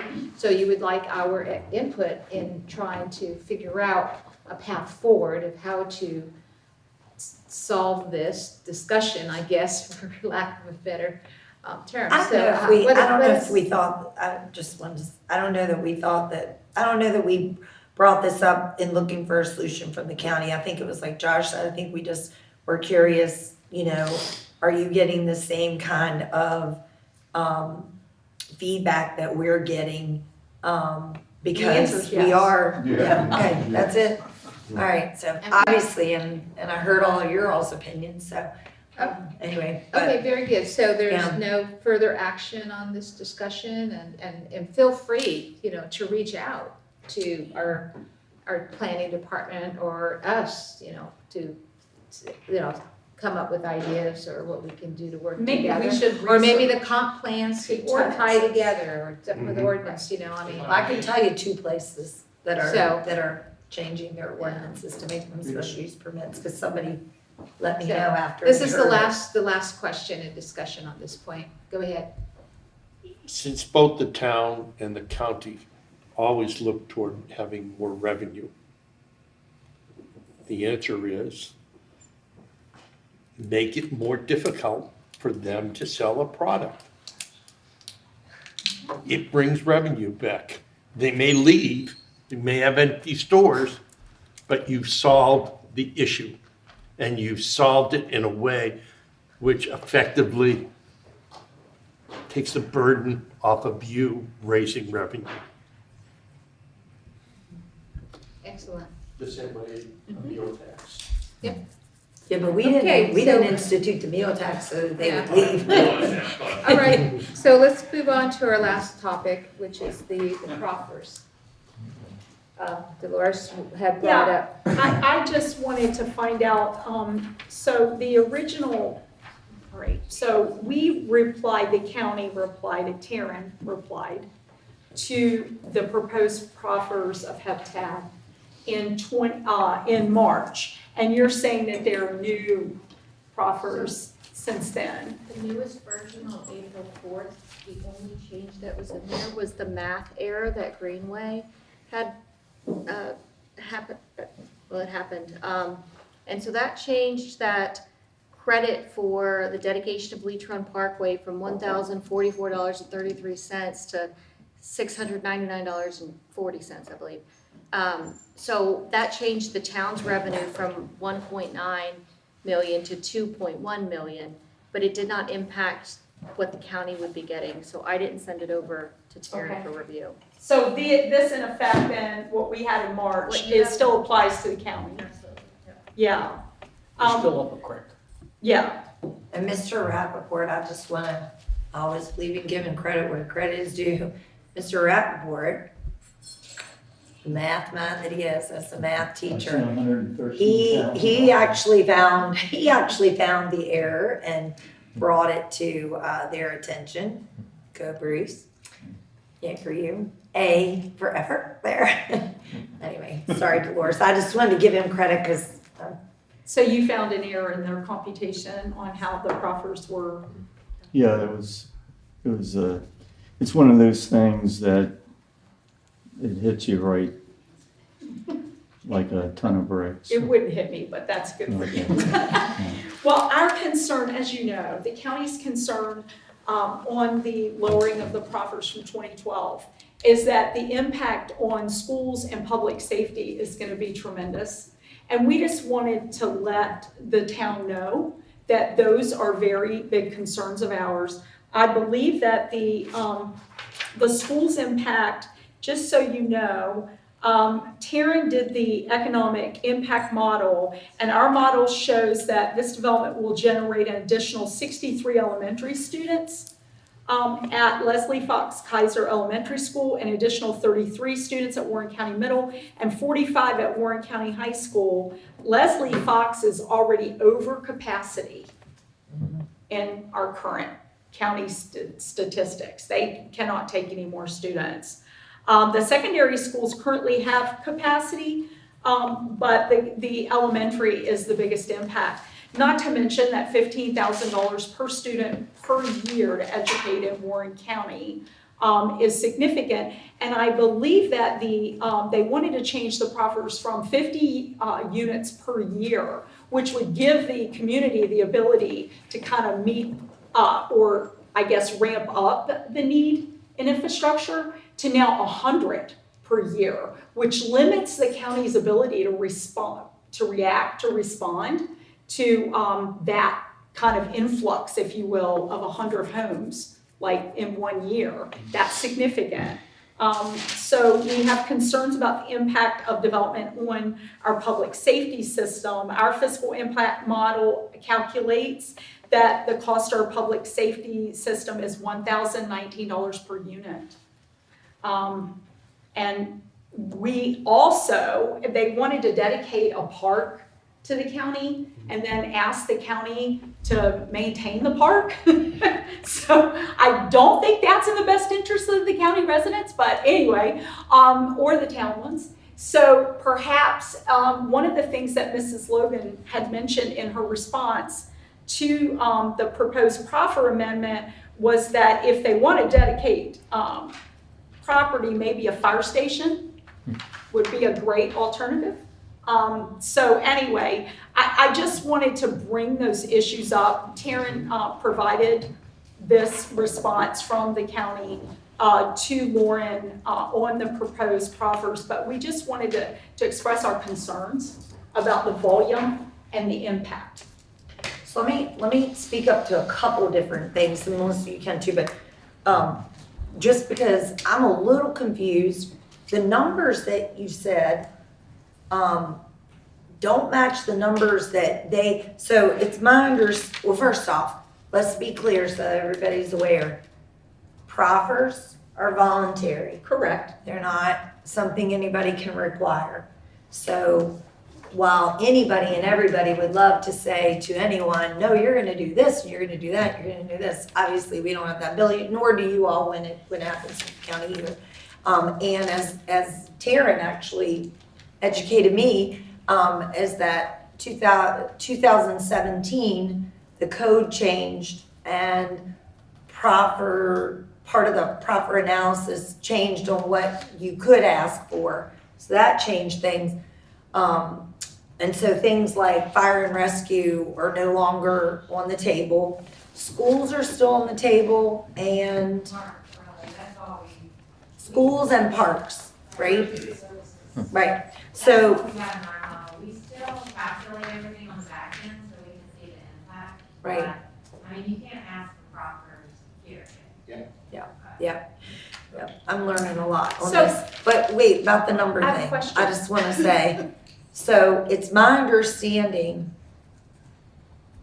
from what was shared with us at our work session is that because Warren County is not over educational capacity in the middle or high schools, that they would only be providing proffers for elementary. Am I wrong, Lauren? Correct me, right? It's just elementary.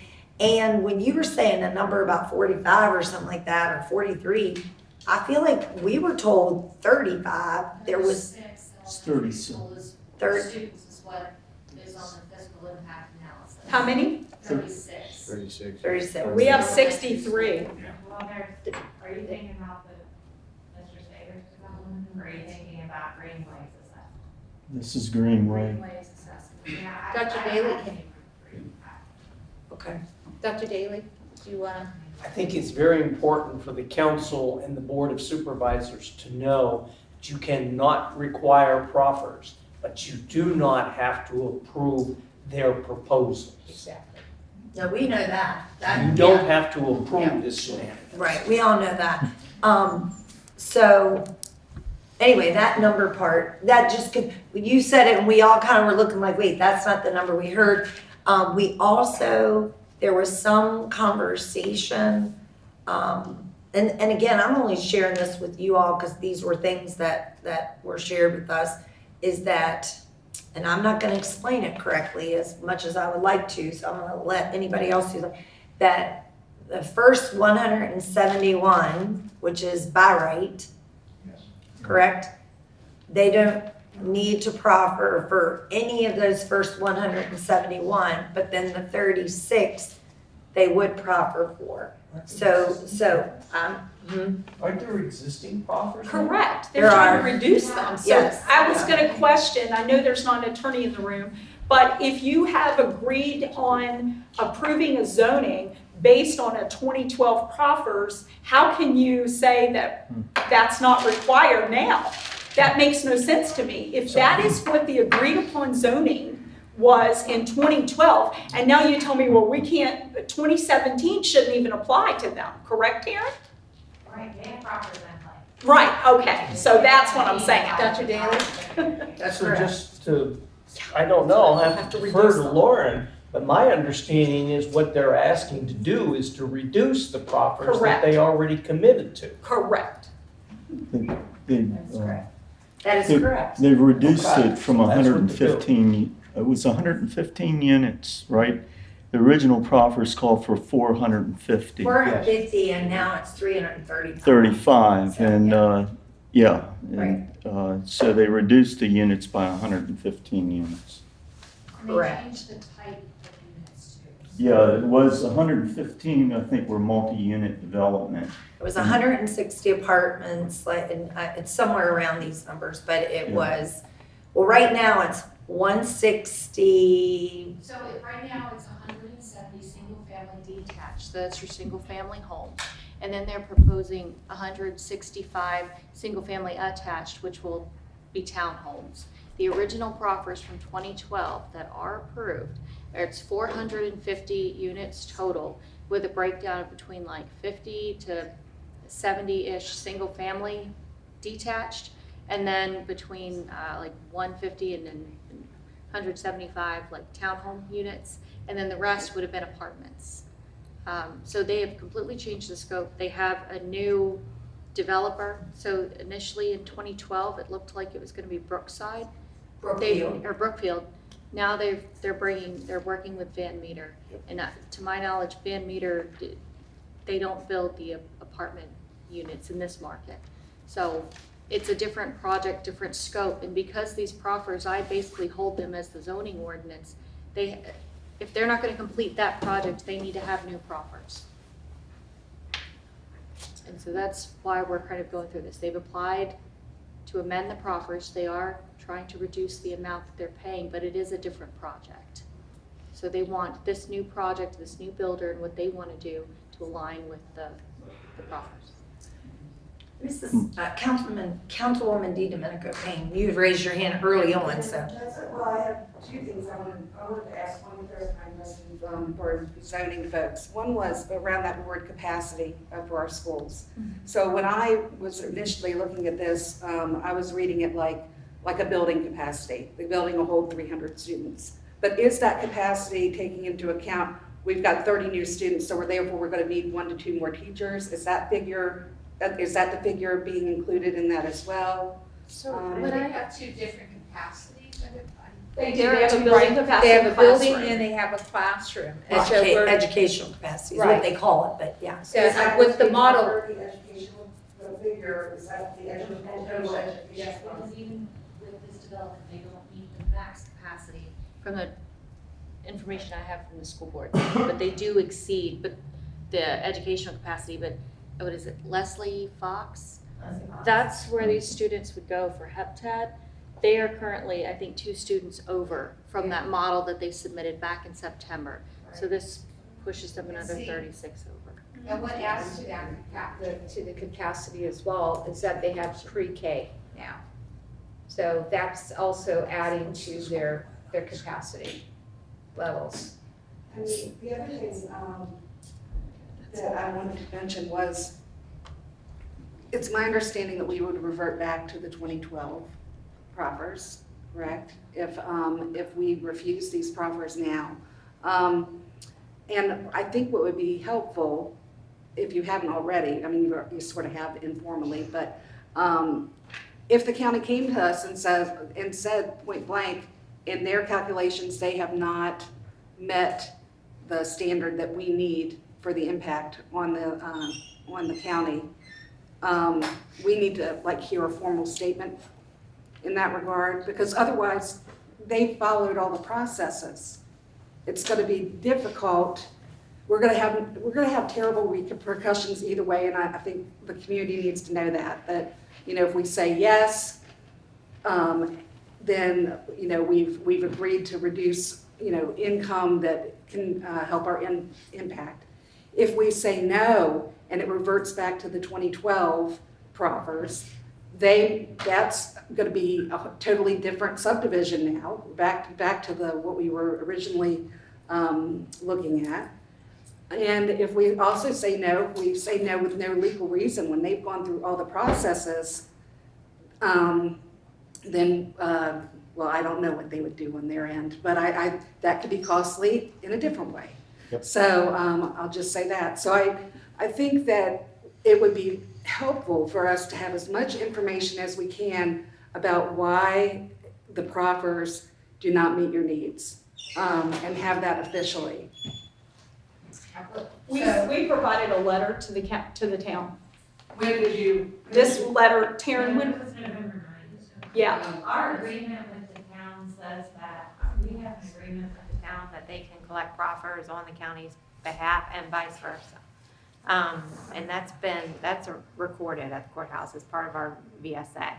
And then as part of that, as soon as one of us gets a rezoning, we have to send it to the other to comment on, what the impact would be on each of the other. So then I responded with the November letter. So my couple things. One, it sounds like everybody wanted to make sure that we're aware that these are new proffers and that we do not necessarily have to accept them. And no sarcasm here at all. We do know that. We did know that. We do know that. Believe me, we know that. So that part. Now, the next part that I just want to say is the county, unless somebody tells us differently, we have a public hearing on Monday night that's open to the public. So if the county has thoughts that they want to share, I don't know why they would certainly be welcome to share that. Them, the school system, whoever could come and share. The other thing is that if the county, now you said there was a letter received, and I'm assuming that the letter speaks to the proffers and the opinion of the county based on what the proffers are. If that's changed and you want to add something different, you can certainly send the town a letter. It could be something that we could read into the record on Monday night, or you could come and speak yourself. Mr. Walsh, I don't, is there anything that I'm saying inaccurately with that? Well, That they could come to the public hearing and speak. Anyone obviously can come to the public hearing and speak. But I've said this before, and I said it at the work session, and I will say it again, that it is very challenging knowing that there are things that are before the council that I know is going to impact the county too. So, but it's before us. We have to take action on it. But I think that we should hear your all's input as well. I mean, that's the reason why they sent the proffers to the county to share the thoughts. Or I know there's a formal way to say this, Lauren. What's the formal way to say it? well, I think, if we're already communicating via correspondence, right? So what I'm understanding is that the proffer, the draft proffer went to the county, and the county looked at it, ran our model, and we sent a correspondence back to the town, and then something doesn't get done. Either the town still looks at it and go, okay, well, we're gonna go do it this way. I think there needs to be communication. So when we send our comments or our impact, and if the town sits there and believes we're unreasonable for whatever reason, we need to go back to the town and we should sit down and discuss it. Yeah, I don't think that's what happened. I think, I don't know if that's a step I don't think that's what missing. happened.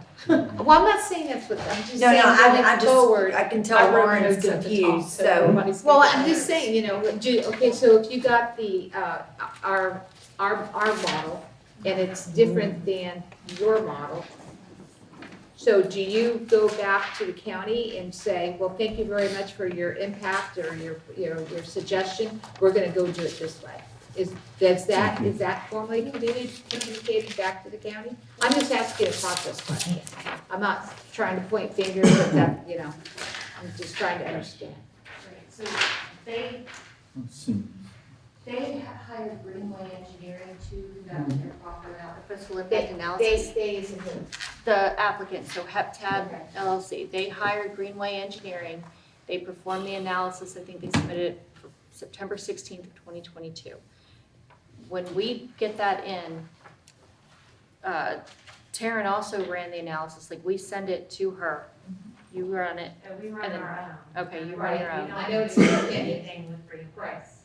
But then you issued these comments, and these have been sent to both boards. Okay. All the officials have this document. But we do not have somebody separately that does an fiscal impact analysis on our behalf, Okay. other than like, for NVR, you did, yes. But we always have for the town. But in this instance, Greenway contacted the county. They told me they got the numbers from the county, and then they ran their analysis and they submitted it to us. And that's what they submitted, their numbers. Yes. And Right, our numbers do not match Greenway. I understand, but like Dr. Daly said, I mean, the option is just to turn it down. We'll be there Monday. I think that's really the best way to go. I think that, because, and I said this at the beginning, I don't know that this was the place to discuss it, only because this is like discussing business and we haven't had the public hearing yet. But again, the public hearing is for anyone. The county could speak, obviously, and so too could the schools. Because it sounds like that's where, that's the things that you're bringing up. Most impact would be the school system, and so. Yeah, we may have to build an additional elementary school. Think about that. I mean, think about that. That's $30 million at a minimum, and and I'm probably underestimating it by 10. Dr. Daly, did you? The proposed park and reducing payments for schools in relation to that proposed parks creates a big problem also. That's not the place that the county needs a park. Absolutely. I agree.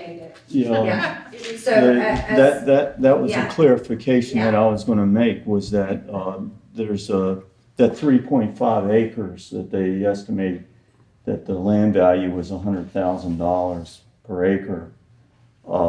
If the county didn't want it, then then basically it would revert over to the HOA, and they would not get the credits. Okay. And that So- language is in there. And the language is in the revised profit. So, And that was one of the items that came up at the work session, if you haven't had a chance to watch it, again. is that I mentioned Yeah. about the park and the fact that I know the county struggles to take care of the parks they have. Do they really want another park? So that comment, we did discuss that, and that's when, the HOA, the HOA, that, they said that if the county didn't want it, then the HOA would be responsible for taking care of the park. Yeah, that was actually one of our other points we brought up. Yeah, actually it was. It was early on in the First evening, document. or even Going early on forward, in Yeah, the early agenda on, item, yeah. as early as it could be. Yeah. So going forward on this topic, then We'll see you Monday night. there you go. Thank you. All right, so if there's no other discussion, that's our last item.